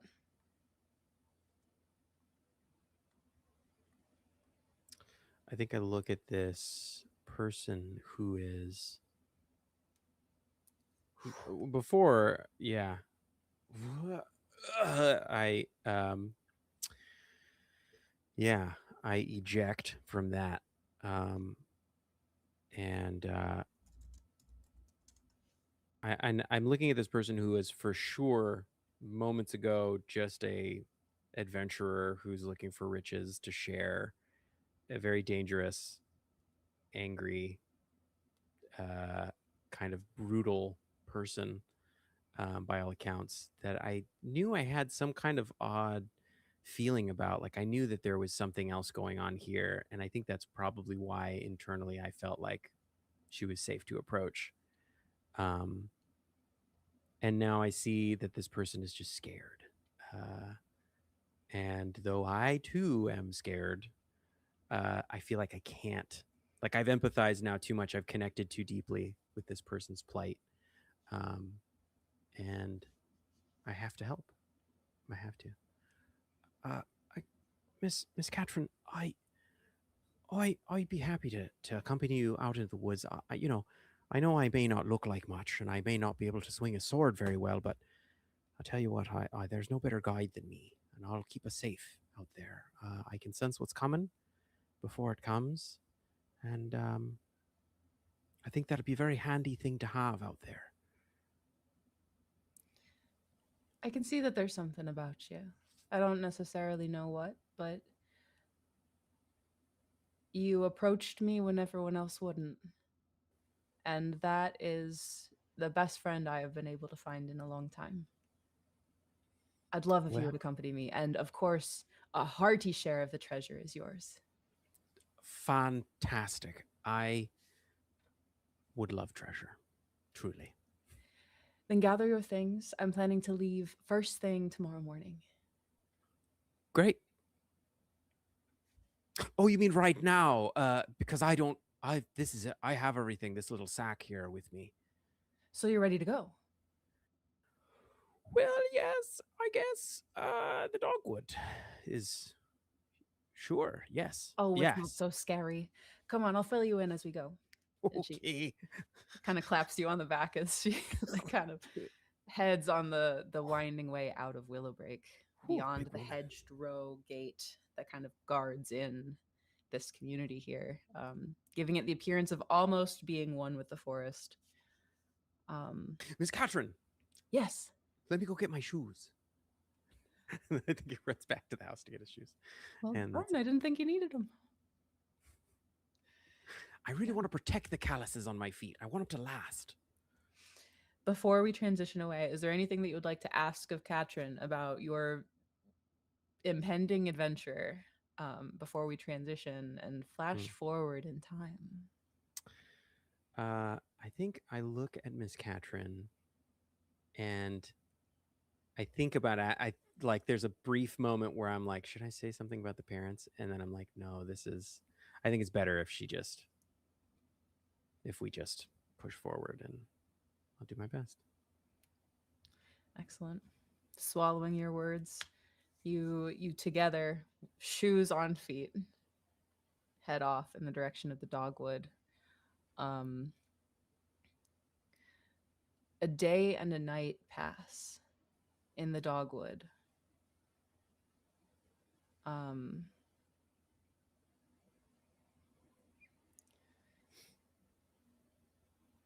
in the dark of the forest,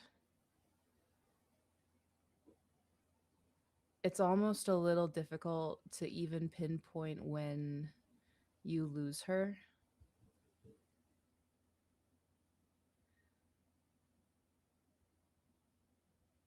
You turn a corner and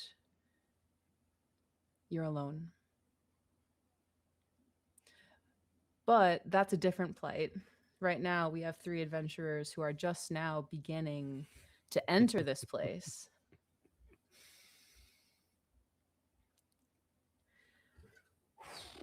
You 3, Feli, Sarek, and Narnok.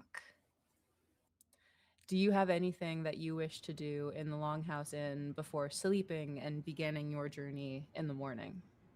How do you conclude your business at the Longhouse Inn? I need to find Narnok because I don't know what he may have gotten into. And He's there's gone. also, He's not in the window. Hard to I tell. know, oh, wait, but I know he's around.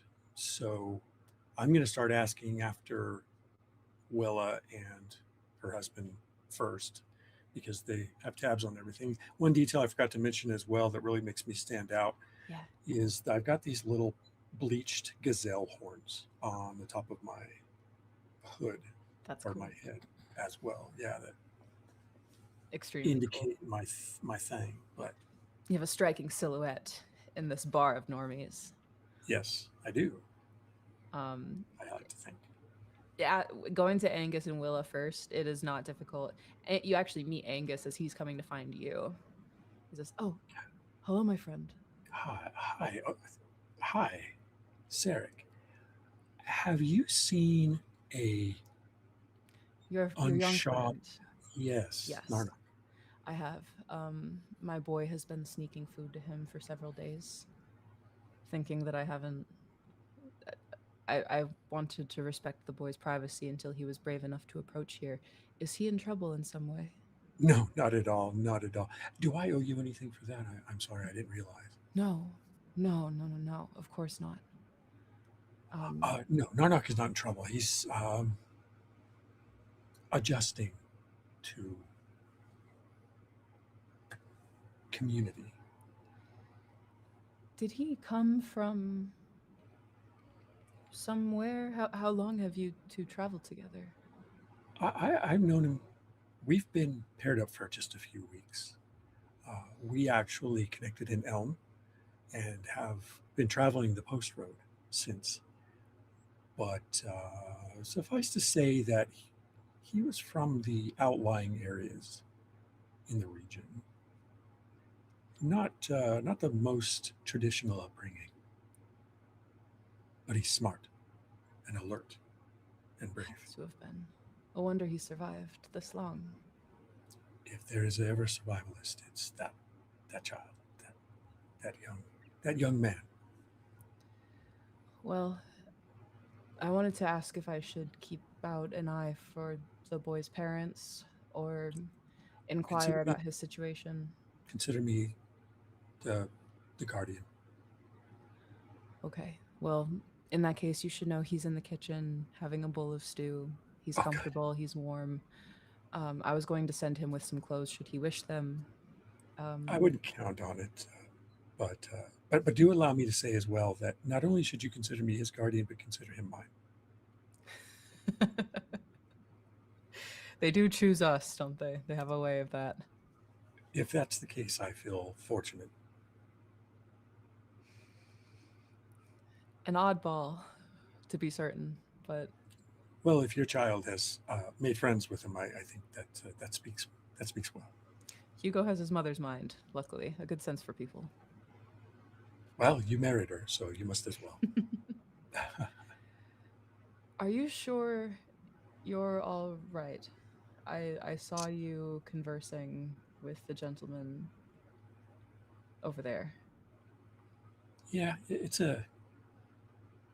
I imagine a bit of a private matter to them, but I've sort of put myself into this situation on purpose. I need to be tested. I've only been out of the valley for a few weeks. I have been well trained, and I think this is a good test for me. But I don't think you may see that gentleman around for a time. We're going to follow up on some details for them. I fear your safety, Sarek, nothing more. If it's a test you need, I have a job needs done. I would send Oh, you anywhere rather than wherever he would send you. well, I think time is of the essence for this particular instance, but I'll be back. Well, he kind of like looks around. He's looking for his wife in that way of like, I hope my wife doesn't hear me say this. And he kind of like leans in conspiratorially to you. There was a girl in here but a few years back, a fur trader by the name of Katrin. Gave off the same impression as our big fellow tonight. Would stop in every so often, was a great deal friendlier. I liked her well enough, or wanted to, but the people were made so uncomfortable. Things escalated in a bad way, and I had to ask her to leave and not come back. But I've often wondered on her state. If you come across her in your travels, I would be glad for any news of her safety. I How feel old is badly she? that she couldn't stay. About how old is she? When last I saw her, I would have placed her mid to late 20s. And she's human. A human girl, yes. A long red braid, a broad scar across her forehead. And what was the trouble? What was the nature of the trouble, could you say? She never started a thing, but the same smell, but not a smell, you see. She didn't. Just the same feeling that she gave people that this gentleman appears to. Did she say where she was from? The town of Willowbreak, sir. Willowbreak. But she travels the post road often. She just doesn't stop here in Greenbriar anymore. Is this Willowbreak part of the Dogwood? Do you know Oh, that Lord, name? Lord, no. It would be Oh. a fully different direction. I see. Just if you'd like to cut your teeth on a different challenge, something perhaps a little kinder to someone a little greener. No, I suspect if you go into the Dogwood, I don't think you would find her there. Okay. Well, that actually helps me to know. But yeah. By the way, the other gentleman over there sitting with the stranger. I don't Oh, really yes. know their name. Do you know their name? I've been calling them hops because they stole my beer. Maui, has Feli told his name to Willa? or Angus? Oh yeah. Well, I mean, Felly's been here for quite some time. I think everybody who is like from here knows of Felly. Does Angus give you his name or does he continue the bit? Let's say on Mhm. over 10, he gives it to you. Less All than right. 10, he doesn't.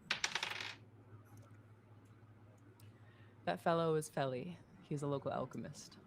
Ah, an alchemist. Oh, I thought he was some sort of mage. No, of some talent as well. Perhaps a mage, though I haven't seen any magic from him in quite a long time. Well, I have. Just Have you? a quarter hour ago, or perhaps a half, he stole my beer right out of my hand from across the room. These alchemists and wizards and magicians, they have all their tricks. I never thought about alk being part of that term, like alcohol.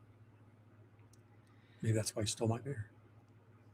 Must have been a component for some kind of spell with the effect of getting sloshed. Yes, sloshed. Well, I don't want to hold you up. I'll go retrieve my lad and I'll see you again. Feel free. If you do find her, let me know. Catherine, I will. Is there If any I message can. you wish me to give her? No, it's best I don't. Okay. Well, I'll let you know if I find anything. Thank you, Sarek. Good night, Angus. He kind of meanders on through the crowd, which is at this point starting to kind of thin just a little bit as the night winds later. I will head into the kitchen. Yeah. Yeah. As you're doing that, Felly, is there anything that you're doing? Um, the everything's kind of wound down here at the tavern. Yes. It's starting to. Bloodgood Tuttle is surrounded, just absolutely like surrounded on all sides by women. And people are just kind of start like the drinking is kind of catching up with people a little bit, and it's kind of getting a little bit calmer.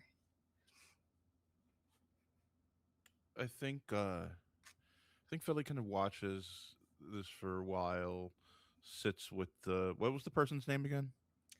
Bernard, With Bernard Bernard Duboulet. a bit, and let's see, Bernard, are you ready? Ready to retire for the evening? Um, yes, I do. I do feel as though I could finally rest, knowing that help might be coming. Of course. I'm heading back to my apothecary if you would like to join me. Oh, that's kind, but no need. I've rented the private room upstairs. Very well. I'll make sure to give you my key before we leave. Thank you, and your friend, Sarek, was it, has mine. Indeed. Um, then in that case, I will go get ready for tomorrow. And Felly's gonna leave. And I think when he gets outside and makes sure he's not within earshot of anyone, he's gonna sit outside. There's his apothecary is like a small thatched building with a lot of like ivy growing on it and whatnot. And there's like a small kind of dead tree stump just to the left of the front door. And he just sits down on it and he pulls from under his shirt a locket and he pops it open and you see like a bluish light kind of glow from inside of it. And with no hint of the accent or affect that he had inside, says, I wish you would speak to me.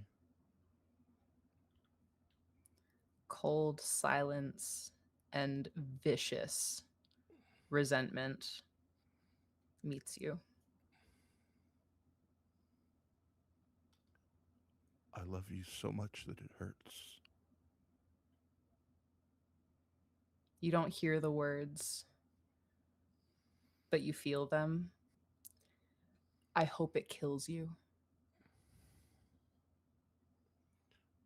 Yeah, me too. And I close it. I kiss it and put it back in my shirt. And I just kind of stretch out and look up at the stars and just wait until morning. It's a crisp, perfect autumn evening. As you, oh, so Sarek, you were finding Narnock. You go back into the kitchen. Narnock, you're sitting there with your stew. Hugh is kind of with you, just kind of kicking his feet in the chair. Probably like talking about the story and how he's heard other stories about Red Cape. Just kind of chattering as children do. I'm just listening to him speak and licking the bowl clean. And I set it down and turn, Sarek.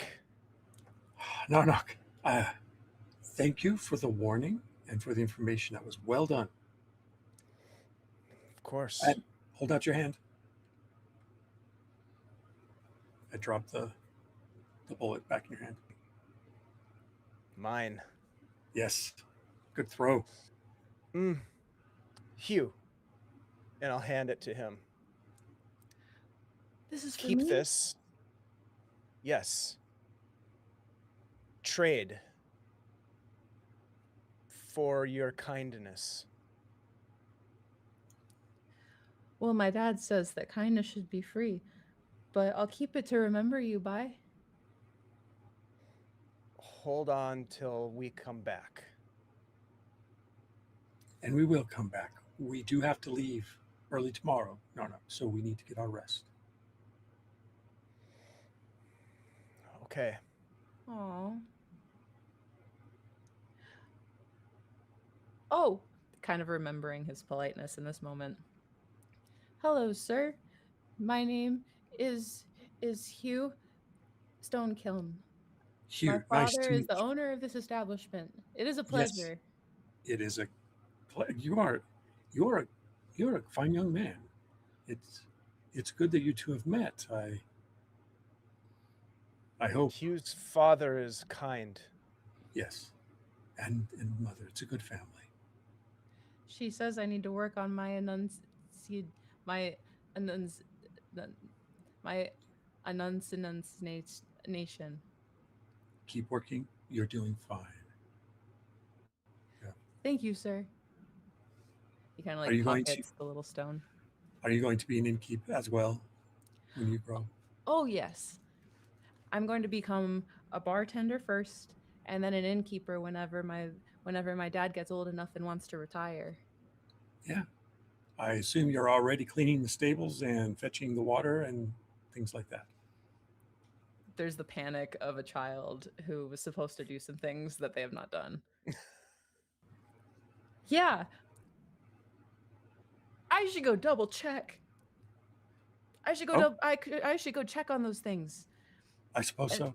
and make sure that they're extra super done. Thank you, Narnock. Will I see you before you leave? I look over at Sarek. How early do you get up, Hugh? You're welcome to say goodbye if you're awake. I get up with the chickens. Then come say goodbye before we leave. Okay, I will. Good night, Narnock. Good night. He kind of darts out towards the direction of the pens. And I turned to Narnock. Well, you've had quite a meal today. I don't suppose you're still hungry. No, very full. Good. And we've had a bit of adventure with the danger and the fear. Where are we going tomorrow? Yeah. We're going to a place off of the post road, one of the side roads, into the Darkenfold, into the forest. But Good. I wanted to, since you've brought it up, I want to bring this to your attention right now, Narnock. It's very important. I know you're going to feel the urge to run into the woods, to see what's out there, I would imagine. The woods are my home. Right, Sarek. right. But we're in different woods here. At least we're going into a different part that I have not been to. Different. Yes, something called the Dogwood. Now I'm hearing stories about it that could be somewhat concerning. So I want you to stay on the road the whole way. Narnak will try. Please try. Grace, when Sarek says the dogwood, have I ever heard that phrase or anything like it before?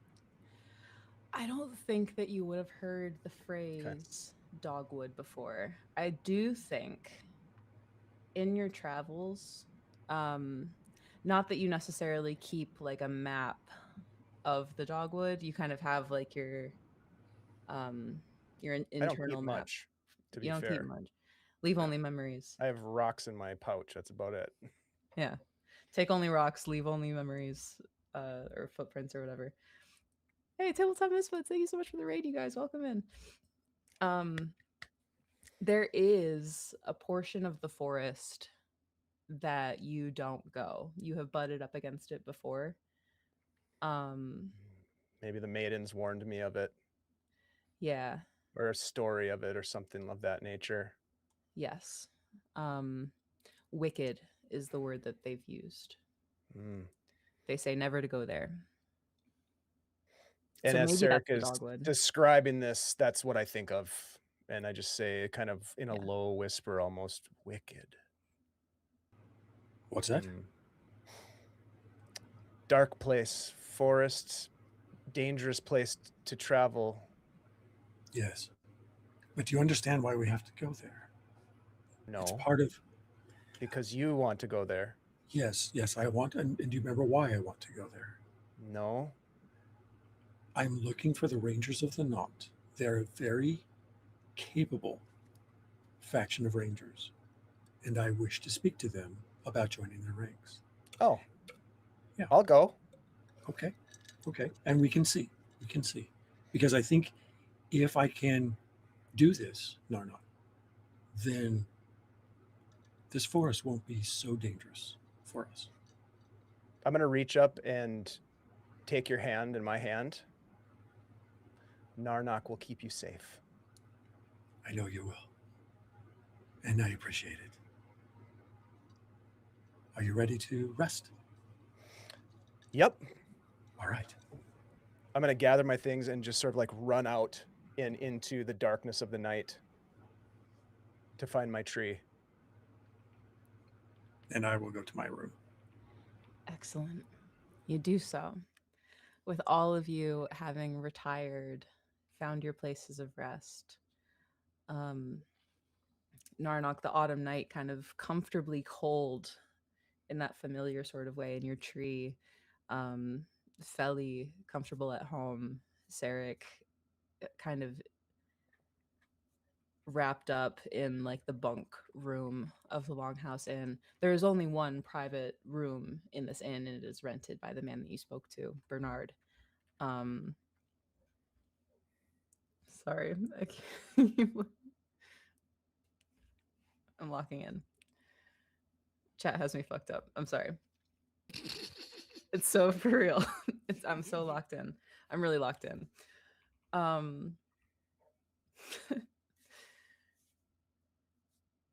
You all sleep.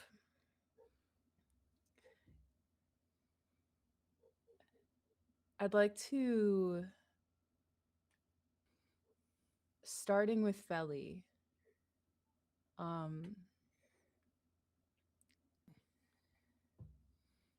Each of you has a vision tonight. You don't have to go into any detail.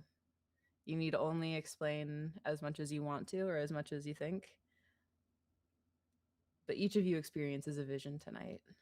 This is determined by your archetype, which is part of the RP expansion we're using for this adventure. And we have yet to discuss curse rolls. We will do that at the end of the session here when the party ventures forth.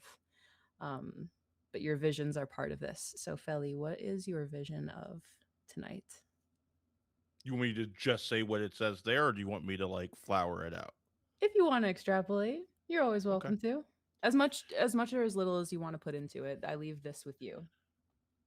We see Feli standing on the shore of a beach, obsidian sand under his bare feet. Uh, on the water, on the still water in the distance, he sees a gray-haired woman. And as the wind like wafts in from this body of water, it smells like citrus. And he reaches out and he tries to talk, but it's like one of those dreams where when you try and speak, you can't. No sound comes out. He steps forward, just tepidly putting a foot on the water, seeing that it will hold his weight. He takes another step and another step, but she never she's never any closer. His speed increases and increases, and he begins to run toward her. She's just far enough so he can't see her face.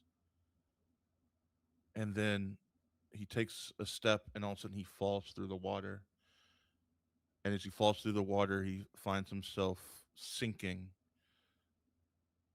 But he's not sinking, he's falling. He's not in water, he's falling through sky, through the dark. As he looks up, he sees her looking down on him. And he begins screaming, Is that you? Why can't I see your face? Why can't I see your face? Please, please, show yourself to me. Why am I here? Why can't I die? As he falls and falls and falls, and as he falls, he wakes up out of the dream. Stunning. Sarek, what about you? I am walking in this dark forest looking for something, and I can't remember what. And as I continue further into the trees, I begin to hear whispering, the susurration of voices all around me. And I'm trying to catch what they're saying, and I feel like they're leading me. And as I move down, there is a path that I'm on, and it's overgrown and it's very narrow, and it's not the right path, but it's the only one I can find. Maybe a game trail. I'm not tracking anything. I'm only trying to remember why I'm here. And when I meander a little bit further down the path, and as I'm approaching, there's a light emanating ahead, a natural light, like sunlight, like it's broken through somewhere. And I reach a small meadow, and there's a lone tree standing there that's larger than the other trees, like an oak among the pines. And as I get close to this oak tree, it opens its eyes, and these mouths open, and they begin to speak more clearly, just a little bit. I'm almost able to catch it, and I'm looking, and it's the eyes are looking at me, and the voices are coming out. And as I'm almost able to hear what's being said, I sense behind me another presence, and I turn around, and Loretta is there about 15 feet from me, and she launches towards me and says, "You haven't done what I said!" And that's where it ends. Incredible. I'll say as a note, Sarek.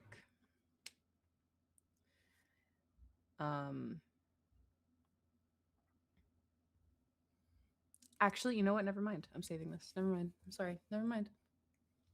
Sorry. I'm going to reel that back. Okay. Narnock, what about you?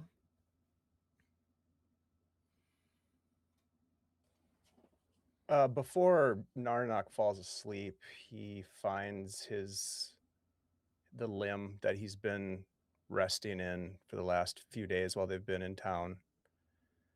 And he's thinking about the people that he met on this night, probably the most people he's ever met in such a short period of time. Usually when he's been traveling with Sarek, for example, when people come down the trail towards him, he will disappear into the woods. But the kindness that these people showed, Willa and Angus and Hugh, without any expectation of a transaction or of a favor needing to be repaid or some sort of other coercive thing, some of the cruelty that he's seen in his young life. And he thinks of his family that he never met. He thinks of the people of his village that he never met. He doesn't know where he came from. He doesn't know who he is in a lot of respects. He only knows the little bit that the Dawn Maidens taught him, the things that he learned on his own in the forest, maybe some of the whispers from the woods. And it's makes him sad. It makes him really feel this loss. It's the loss of something that he never had, but that he can see in other people, that he can see the connections that people have, the laughter and the music and the revelry that he's never known and doesn't think he ever will know. But then Hugh and his family and the kindness. And he lays and looks up at the stars through the branches of the tree, and a tear just kind of rolls down the side of his cheek. And he fades into a rest that is tumultuous, unsatisfying, visions of his mother that he's never met crying, fire burning, the heat being burned, the vision of men slain. And then it fades to something more serene as he rocks gently. A woman speaks in a language he can't understand, but he knows instinctively it's his mother rocking him back and forth. He must be an infant. And she reads from this blue journal. And then it fades. Amazing. Creed, surely you're asleep. You must be. In the darkness of the woods,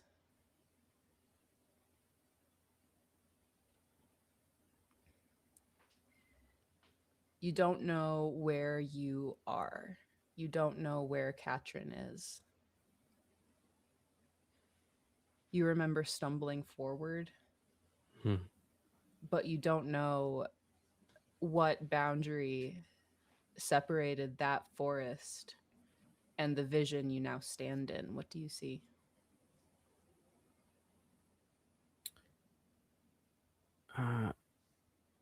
Creed sees a beautiful, crisp, sunny meadow. It's warm on his skin, and there are flowers blooming everywhere. And when he gets down low to the ground, he can see the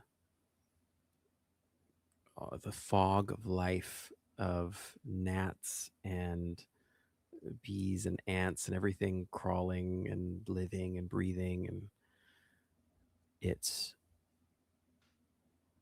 for a moment, he just sits in it and lets it soak. That this cacophony of life around him seems so perfect. And then all of a sudden he feels something cold at his back. And he turns around and sees that the ground gives way to sand, to rock, then mud, and then ice. And further off, pulled distant from his vision, is a figure standing on the ice. As the ice cracks and shifts, a ring of fire descends around this figure, and I look as hard as I can to see who it is, but I can't. I don't know who it is. I feel like I know this person, and I see them hanging in this balance. And I think I awake. You think? It's still dark, so Flat. We'll get to that. We'll get to that next session. sure. I'm gonna just really quick, as we're running a little short on time, unless there's anything else from the three of you, I'm gonna speed you forward to, like, you have your morning in Greenbrier, Narnock. You have your goodbyes with Hugh. He, if you allow it, hugs you tightly. Um, Of course. Come back soon and tell me all about it. We will be back. Sarek said we would. And you three together, you set off. Sort of along the post road, along the route that Bernard Duboulet nigh tearfully directed you to. His words of warning sort of ringing in your minds: do not stray from the path. The people of Greenbrier know that in the darkened fold, in years that were regarded as ancient, even before the Winter Dark, was once the Ethvold, the birthright of the Fae before the judgment of Corthane withered them, the cradle of the Ethram people before orcs and goblins and other men ravaged it. The Darkenfold is what remains of the kindest land in all of Aird. And it is mean and angry as a woman scorned. It's the last piece of her that could not be destroyed by the hands of men, dragons, or gods. Every moment spent in the darkened fold is a moment steeped in the forest's rage. There is no balance to strike with her. There is no bargain that will make right the violation that is your presence under her boughs. This is felt. There is no harmony in these woods. And then you pass beyond into the boundary of the dogwood.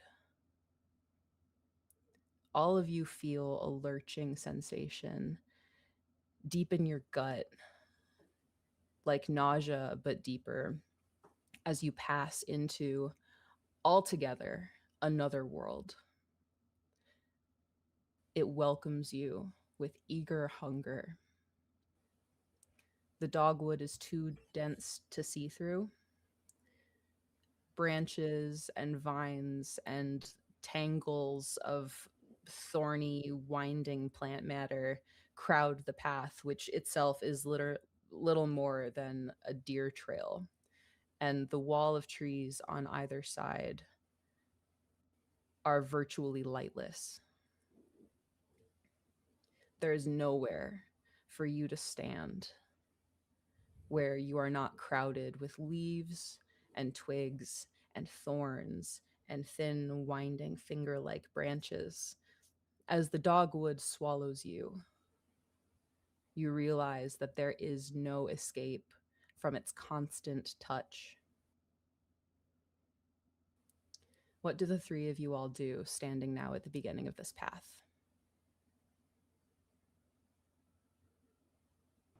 Do we need an external light source? Yes. What's the first thing we do?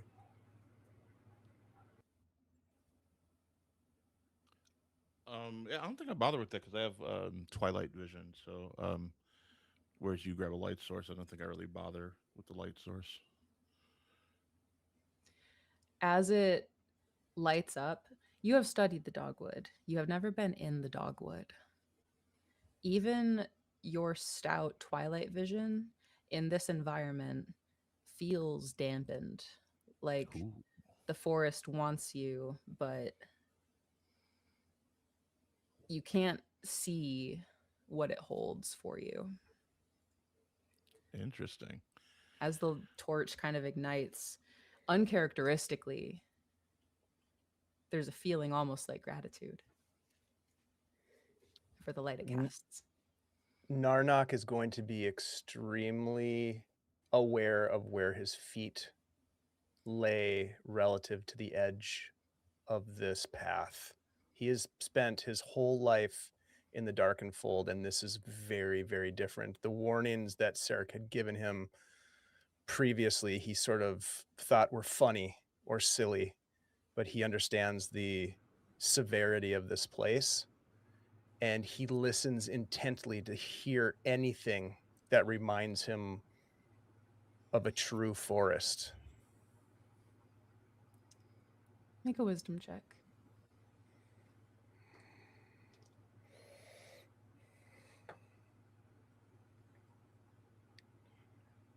22.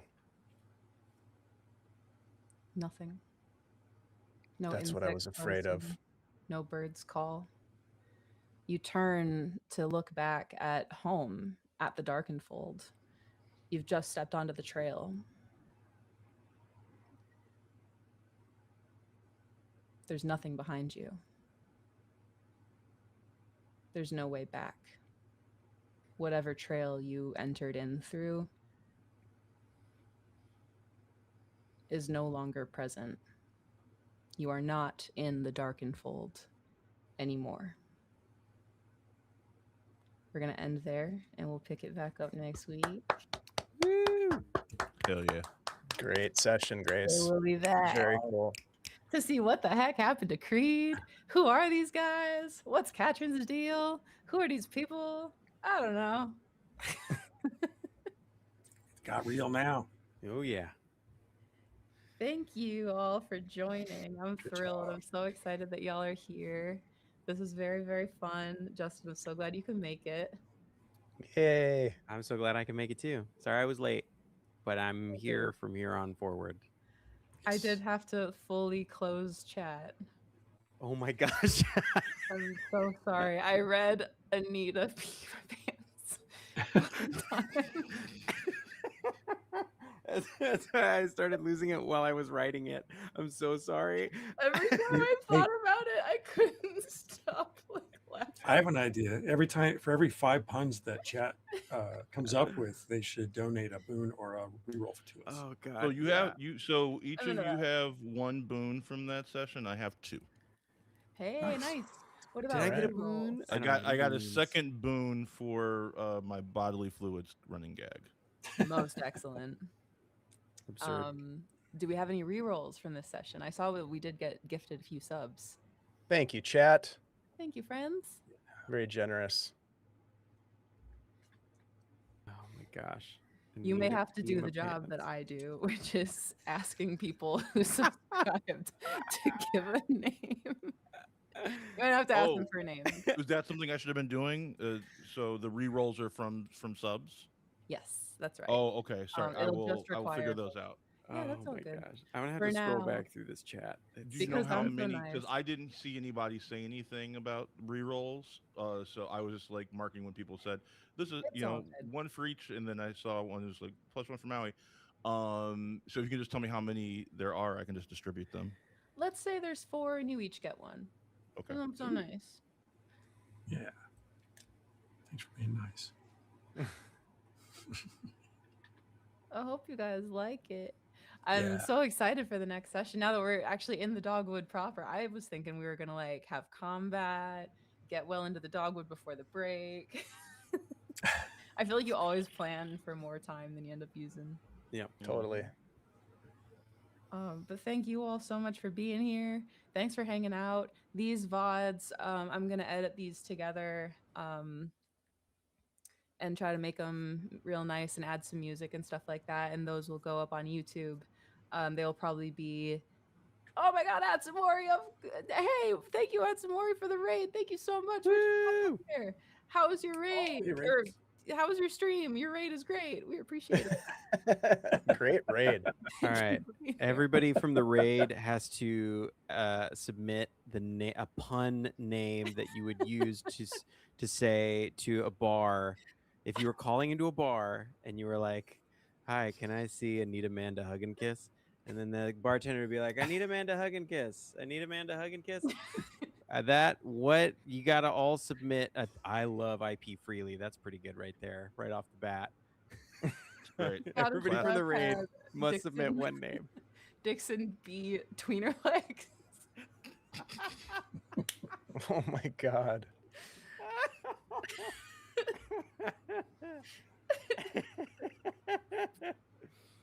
Oh. Phil McCracken's really good. I did volunteer Myra Mains, and I have a story with that I told Jeremy I'd say. I will say it now. When I used to be a college administrator, and I got back from lunch one time, and I had a note on my desk to call this number and ask for Myra Mains. And so I called the number, and I didn't think about it when they answered such and such, funeral home.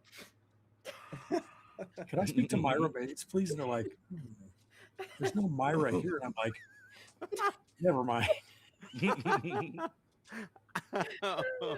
You got punked. I got punked by my that's staff. good. Yeah. Oh, that's good. I'm crying, dude. I need a team of pants. Wilma Dick Fit. It was good and right that you turned off chat, because there's no way. I was struggling so hard. I was like, struggling too. I was nostrils flared. I was like, Grace is gonna call on me when I'm not ready. Mhm. I swear to God, my eyes brushed over Anita Pima pants one time. That's when I saw you lose it. I was crying. Yeah, total I'm sorry transparency. right We're now. trying to have a serious story here, so we have to be careful. I know. We're I'm so so We'll have sorry. to all sorry. turn off chat going As soon forward. as I Yeah. joined, it was off the rails. I apologize. It won't happen again Yes, for it at will. least Oh, sure. for at least a week. At least till next week. At least 7 days.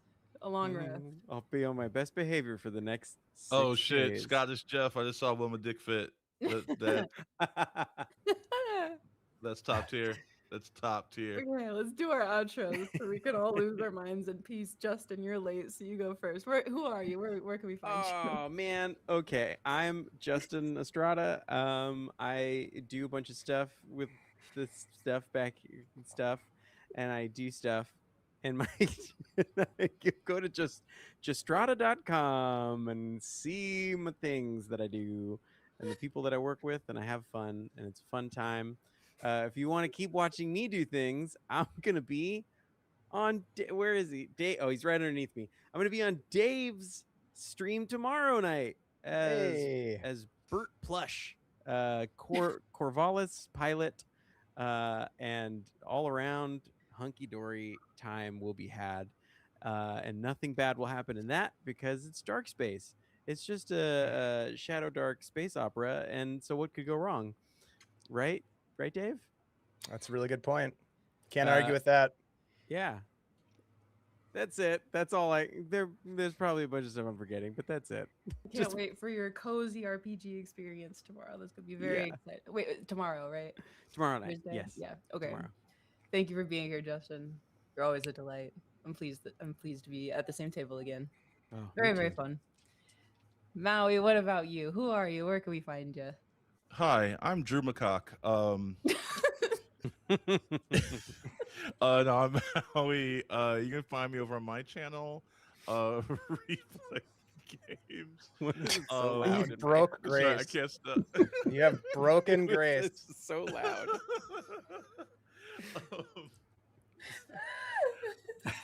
You can find me on Reflect Games. Our Worm Rider Saga is chapter 2 is just finished, and in between chapter 2 and chapter 3, we are doing a 4-part mini series, including a live session 0, so a 5-part mini series, starting next week, called Book and Bone. which is the interlude one of the Worm Rider saga. It's following a group of librarians going into uh, a wasteland to save basically Lara Croft. So if you like queer romantasy with dragon riders, check that out.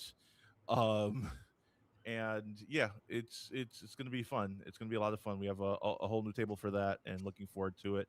But besides that, every other week we also do Blood on the Clock Tower, and I'm not doing too much outside of that because I just got a new job. Ooh, So yes, congrats. that's what I got going Woo, on. woo, woo. And we're so Yay. so happy for you, and can't wait for more Worm Rider Saga. I love Romantasy and Dragons, so that is very exciting. Thank you again for joining us, Maui. Happy to have you here. Ty, what about you? Who are you? Where What can we find about you? who am I? What am I? Dungeon Mr. Ty. I have a little company called Adventure Sling Productions, which you might be familiar with if you are familiar with Aired Out, the podcast that does the deep lore dive into the world of Aired with Grace. And we have episode 4 dropping this Friday. So you can check that out and learn more about the Darkened Fold and more about the Darkened Fold as we begin our region dives now. We are past the days before days and are getting into the good stuff. The better stuff. No, the other good stuff about the world of Aird.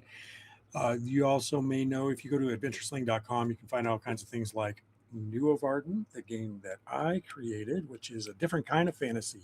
This is not your medieval fantasy. This is something else entirely. There aren't even elves or humans or dwarves or anything like that in this world. So yeah, check that out. If you want to know a little bit more about that, you can check out all the VOD over at Guild Superior from the New of Arden series that we've run on there. There is a podcast called The Chronicles of Nephis, which also tells the stories set in New of Arden in dramatic audio form.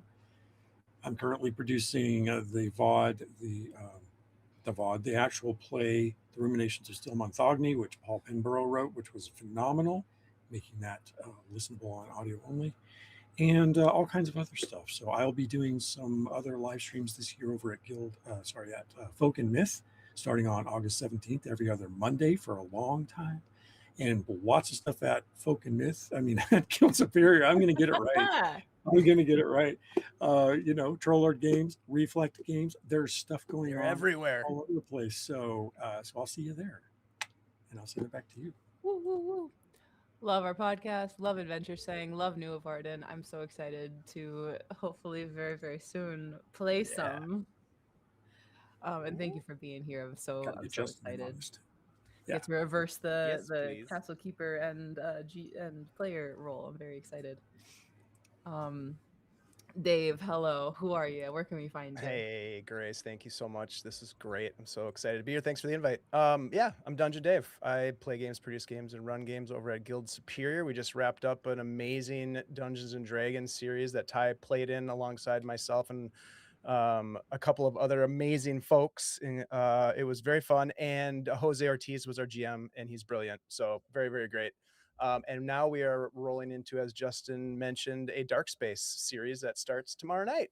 And that's a 4-parter that has Justin playing alongside of Jose, Spunky Taylor, and Meadow the GM. It's going to be absolutely fantastic, and we'll see how I can torment the players with some good Shadow Dark in space. It's going to be wonderful. Very exciting stuff. I have to say, if you find yourself in need of a panic 5th player, I just heard all about Dark Space and I'm obsessed with it. So Nice. Yeah, I'm very excited. In a kind of conjunction with that is the word I'm looking for. Junction. what's your function? Yeah, exactly. Sometimes I don't know. But the Dark Space guys, Than and his crew over at DMing the World, are actually releasing the book for sale tomorrow as well. So we'll be promoting that with them, and we appreciate their support in putting that together and giving us some shout outs over in their community. So shout out to them over here in this community. And thank you again for joining us. You got so much exciting stuff going on, so I'm very thrilled and flattered that you would choose to spend some of your very valuable time here with me as I laugh about meme names. This is time well spent with my Thank you for friends. being here. And thank you all for hanging out. You all could have spent your Wednesday evening doing absolutely everything and anything in the world, and here you are watching this fun game with me and my friends. So thank you all. Um, I am Crane_rights on Instagram.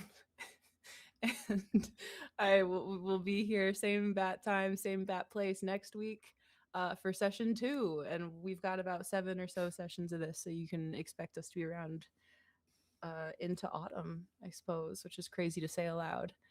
I think that's all my stuff. Oh, wait, no, I have another thing. Hey, do you want a free adventure right now? The answer is yes. If you would Yes. like a free adventure literally right now, just go to this link and just put in your email, and you'll sign up for notifications on Codex Monstorum, which is Troller Games' newest product. It's the bestiary for Amazing Adventures, which is the game that Justin's player class is from, part of Narnok's player class is from. You're definitely going to want Codex Monstorum, and just for signing up for updates, which is free and takes 2 seconds, you get a free whole ass Amazing Adventures adventure. It's a very, very good time. So it also really helps us a lot when we have a lot of signups. So sign up, share, tell your friends, tell your dog, tell your mom, tell her to call me. I miss her. Tell your mother I said hello. Tell your mother I said hello. And I'll never say goodbye again. Justin, what was your funny name? I posted it. What was it? It was Mike peed his pants. Anita pee my pants was funnier. No, you don't understand, because break it down. If you look at it, Yeah, explain the joke. No, let's break it down. Yeah, Okay, let's yeah. dissect the frog. Pieces. All right. Yeah. So Mike canonically used with hawk or ox or and so instead what you do is you subvert expectation, So meta. and then now instead you say Mike peed his pants because We're he gonna get did, out of here. because Thank you all for joining. because he was holding it for too long and he has a bladder infection and he didn't drink enough cranberry juice the night before, and so what we all know is really important for you to drink a lot of cranberry juice 'cause it's good for you. situation. Now the problem is that you need to balance that, because cranberry juice has a lot of sugar, and so you don't want to have too much sugar, especially if you're pre-diabetic. And so what you're going to want to do is go on a long walk while you drink a lot of this cranberry juice, and it's important because then you flush the system the radio. Let us out. and Let us pee out as of here. much as possible. And if you're peeing as much as possible, We'll be back then it's next week. helping Thank you and keep goodbye. everything clean, because it's like an oven. It keeps it so it's a self-cleaning